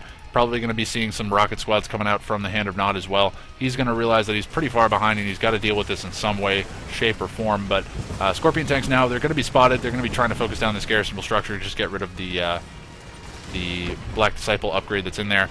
But Bike's going to be coming in uncontested. The Scorpion Tanks are very much out of position. Now it's going to be the matter of dancing the Harvesters around the War Factory. And Wookibert doing a nice job of pulling that Harvester immediately off the line. Whoa, where are all those Harvesters going? Okay, I think he's realized that he mismicroed there, and he's actually going to send those guys back. They're all going to go ahead and dock now. I think some of them not completely full, so Wookibert maybe getting a little bit nervous there. He's going to be letting those nerves get the best of him. Rocket Squad's on a movement order, unfortunately missing out on an opportunity to kill a ton of these bikes here. They're still, yeah, now they're going to stop and fire. But the bikes are rolling around the map here for Phoenix, and honestly, Phoenix is just capitalizing on this early game advantage so much. He's forcing out such a heavy response from Wookibert, and he's managed to take down a couple of Harvesters as well. Oh, that Harvester is doing a great job of dancing around. Wow, that was a fantastic job from Wookibert to keep that Harvester alive. So, a little under pressure in that situation, despite what we saw a little bit earlier. And now the Scorpion Tanks are starting to mass up into a decent size number, or size force rather. And should be able to deal with these bikes if they do manage to engage in. Does need to be careful though; they can get kited out. Does not want to send those guys too far forward as those bikes can just poke in, take out one tank, and then run away and maybe trade a bike for a tank, and that's definitely a worthwhile trade for Phoenix, especially since he's so far ahead early on. But the disparity is starting to lapse a little bit here, as we can see Phoenix, he hasn't really been doing a whole lot more than ecoing behind this, and we can see Wookibert, he's actually got a decent-sized economy behind this as well. And, oh, actually, follow-up bike's going to be coming in and taking out that harvester that was very heavily damaged, so great micro-control coming out from Phoenix to actually take that out. But Hand of Nod Drop going to be able to take down both of those bikes, and we'll be spelling the demise for those guys. We do have bikes rolling through the middle of the map here for Phoenix. Interestingly enough, Phoenix, with the map control, he did not go for the blue Tiberium. I would have expected, especially since he's going so heavy eco, that he would have really capitalized on this by sending some harvesters to the blue Tiberium field, but maybe just paying some respect to the Scorpion tank threat here on the map from Wookibert. But I think, honestly, if he spends enough time kiting around with these bikes, he can force Wookibert to really have to stay in his base with the Scorpion tanks.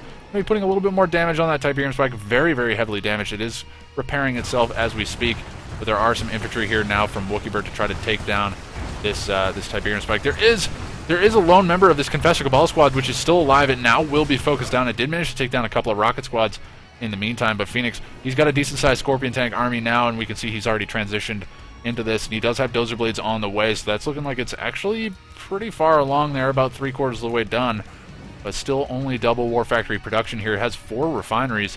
He definitely is banking some cash here, as those Scorpion tanks don't cost like a tremendous amount of money, but is pumping them out pretty constantly.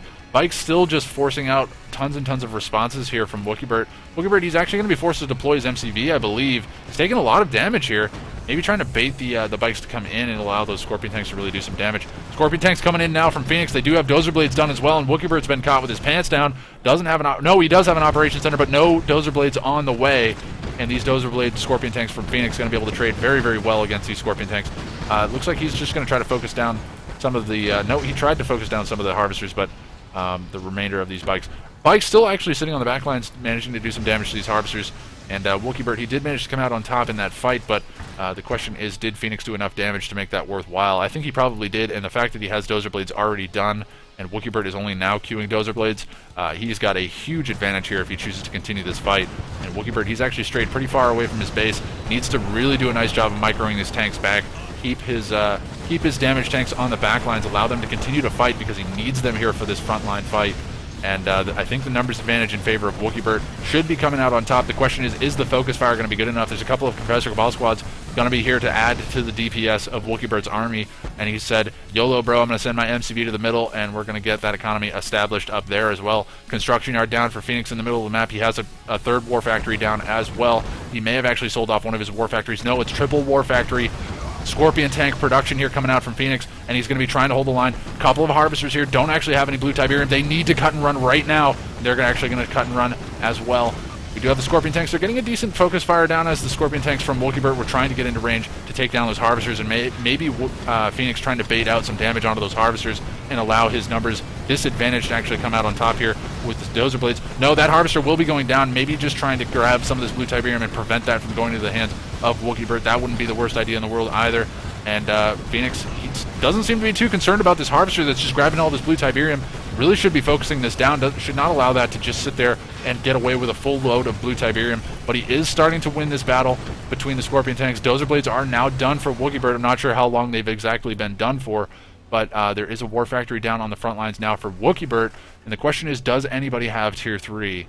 That's where this fight's really going to start to be won out. And the answer is no. Tier 2 is done for both players, I believe. They both still hold on to it. No! Phoenix has no Tier 2, so if Wookibert goes into Tier 3, I think he could honestly come out on top in this base push scenario. And the question is, will he tech up behind this? He needs to be careful. There are some scouts here that are getting some information. That looks like it's probably going to be a refinery. I would imagine that's what it's going to end up being. And now the Scorpion tank battle is going to take place over this green Tiberium field, as we did see them battling over the blue Tiberium field. Wookibert did manage to win that fight down there, but Phoenix, he's got a large force here at the green Tiberium field in the middle of the map. The question is, can he win out this fight, or will Wookibert be able to get his economy established on this field and get up and running? War Factory coming down on the front lines now for Phoenix, so it's War Factory and Scorpion tank spam versus War Factory and Scorpion tank spam, and the question is, who can focus fire better? And the Shredder turret's just coming down to draw a little bit of fire here, getting pretty messy here, but Phoenix definitely has the numbers advantage. Second War Factory coming down on the front lines for Wookibert, and that's probably going to be able to give enough repairs out to these Scorpion tanks to keep them alive for quite a bit longer. The question is, will a second War Factory come down from Phoenix, or is he feeling comfortable enough with this numbers advantage? He's definitely starting to focus fire a lot better, as we didn't see that earlier on. He's doing much better now. He's going to take out the War Factories. That's a good decision. He realizes that he's got such a significant advantage over the numbers, and honestly should just focus down that War Factory, eliminate it. Don't allow that to actually get repaired back up so he can get a laser fence down on it. And no, he's going to continue to focus down the Scorpion tanks. Again, not the worst idea in the world, but honestly, eliminating the repairs as well as the additional reinforcements on the front line would not be a bad idea either. This War Factory is just going to continue to pump out Scorpion tanks on the front lines, but Phoenix, he is just spamming out of control. And his MCV is actually going to roll forward as well. Does he have... He can't possibly have a tier 3. No, he doesn't. So I think Phoenix is realizing that he's having to push so hard this Scorpion tank advantage because he does not have any tech. And meanwhile, Wookibert, he does still have his tier 2, so tier 3 is a possibility for him. That may actually be what he is building at this point. And Wookibert actually saying, nah, he's too rusty to beat him.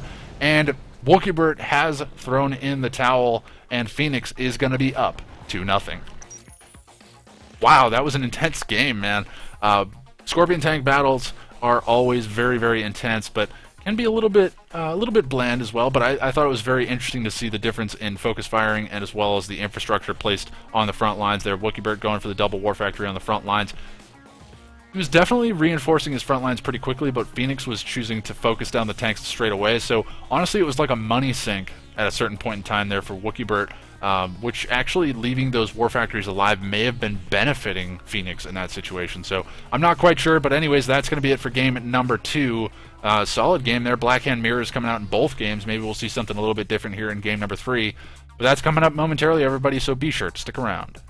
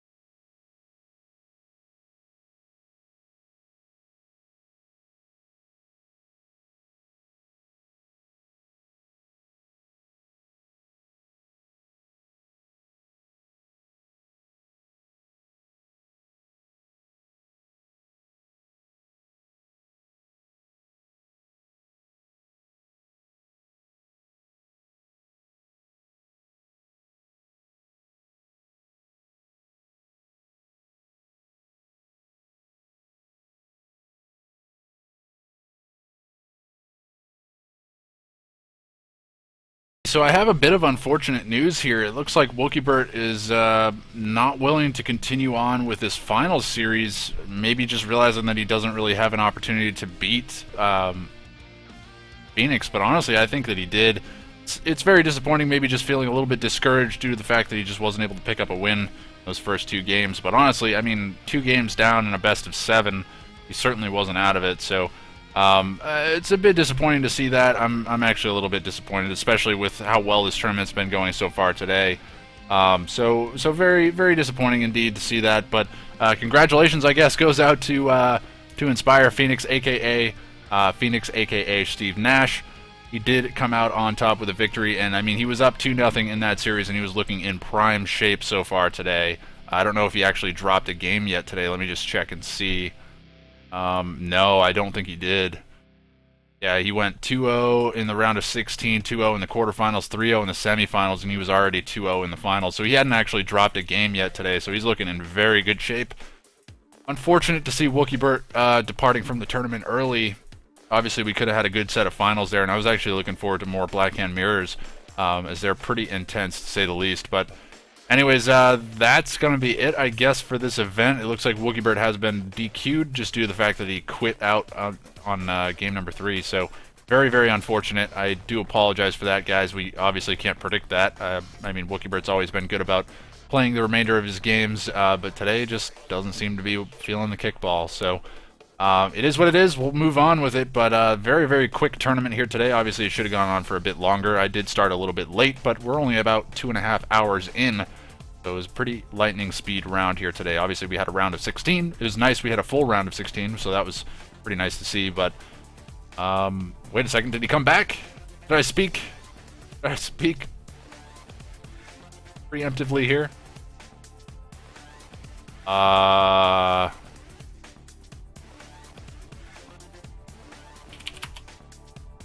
may be wrong, guys. Don't run away just yet.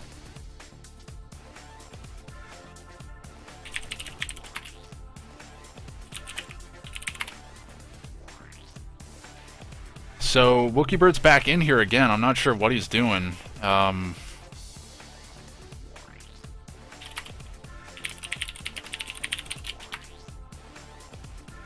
Check in with Wookibert and see what's going on.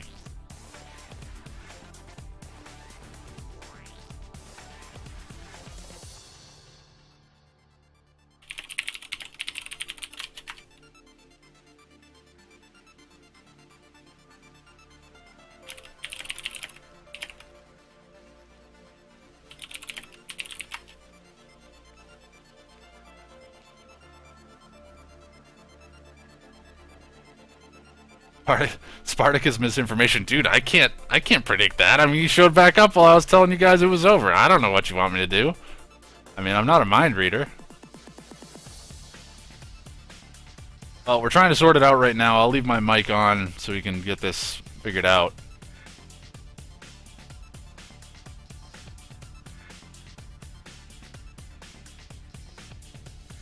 Very curious.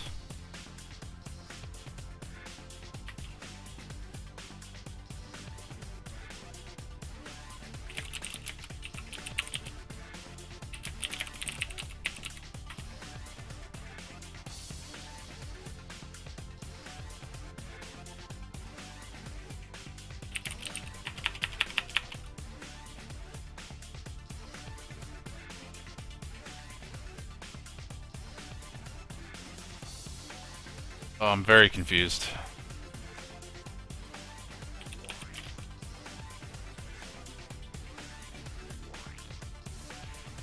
So it sounds like he wanted to play one more, which wouldn't have brought us to a best of 7 anyways, even if Phoenix did win. I'm very confused what's going on right now. Trying to check in to see if Wookibert's willing to play anything else.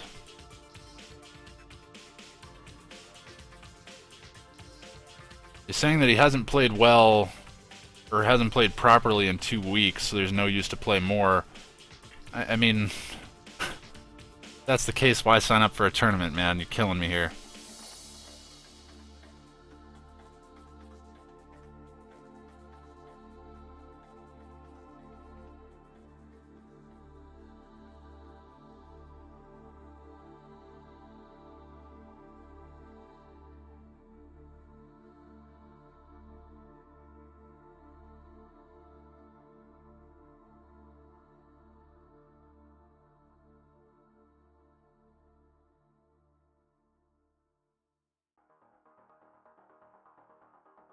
Spartacus being naughty. How have I been naughty? What did I do?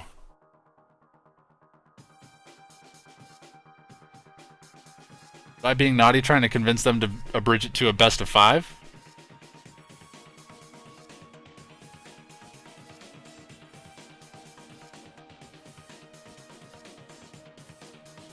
How am I troll? Like, I'm reading off of what I see. I don't know what to tell you.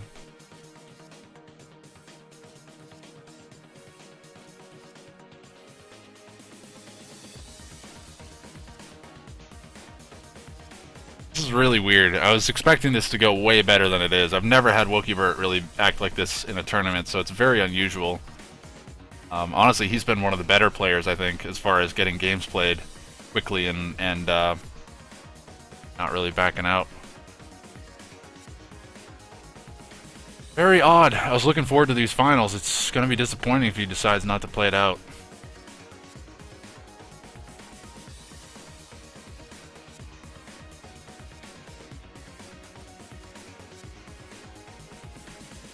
My inclination is saying that, I mean, based on the way he's acting right now, that we're probably not going to finish this up, but that really sucks if it does.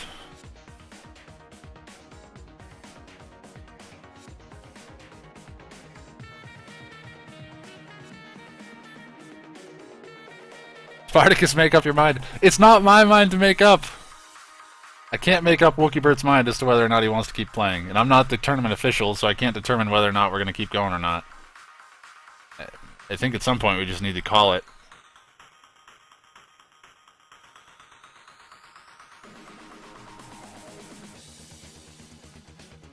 Oh boy. Here we go.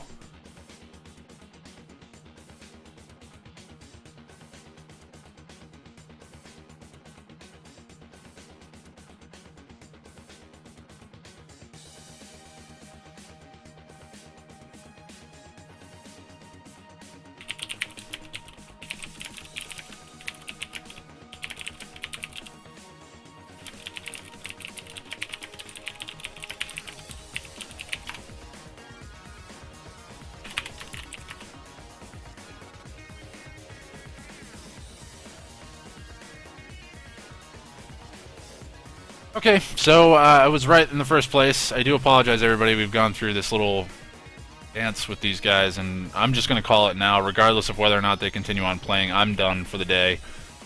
So Phoenix is going to be coming out with a 2-0 victory in a best of 7, but that will be a win for him, unfortunately. We will be seeing Wookibert departing from the tournament, so a little bit unfortunate. We'll obviously discuss what we're going to do behind the scenes as far as, like, trying to prevent this type of stuff in the future, because obviously, I mean, we can't have this stuff happen in the finals. It's one thing for it to happen in the earlier rounds, but I mean, having finals end up like this is really, really disappointing. And you know, the whole argument that it's like, oh, well, we're not really playing for anything, who cares anyways? Well, why did you sign up in the first place? You knew you weren't playing for anything. You know, it's just for fun. And I mean, if you're not going to play till the end, what's the point? So, a little bit unfortunate, guys. I'm sorry. I know the tail end of this stream has really sucked, but unfortunately that's kind of out of my control. There's only so much we can do. I can't force these guys to use their keyboards and mice and play the game.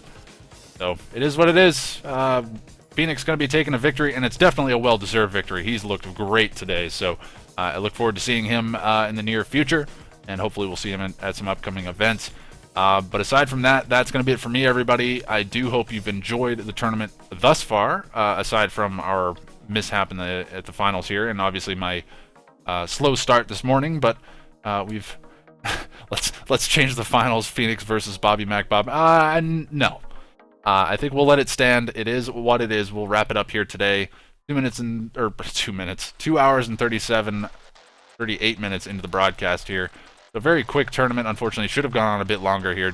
I mean, obviously with the finals concluding, but it was pretty quick actually leading up to the finals. Usually we run about 5-ish hours for a full tournament, and today was about half that. So interesting to say the least. Looks like we got up to about 58 people here watching on YouTube.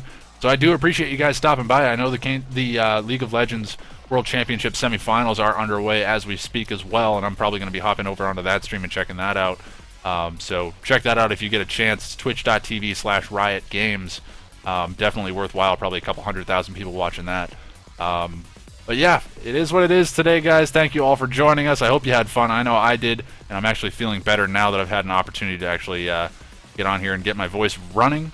It's cleared my throat quite well, so I do appreciate you guys stopping by. Thank you all again for watching, and I'll catch you all next time.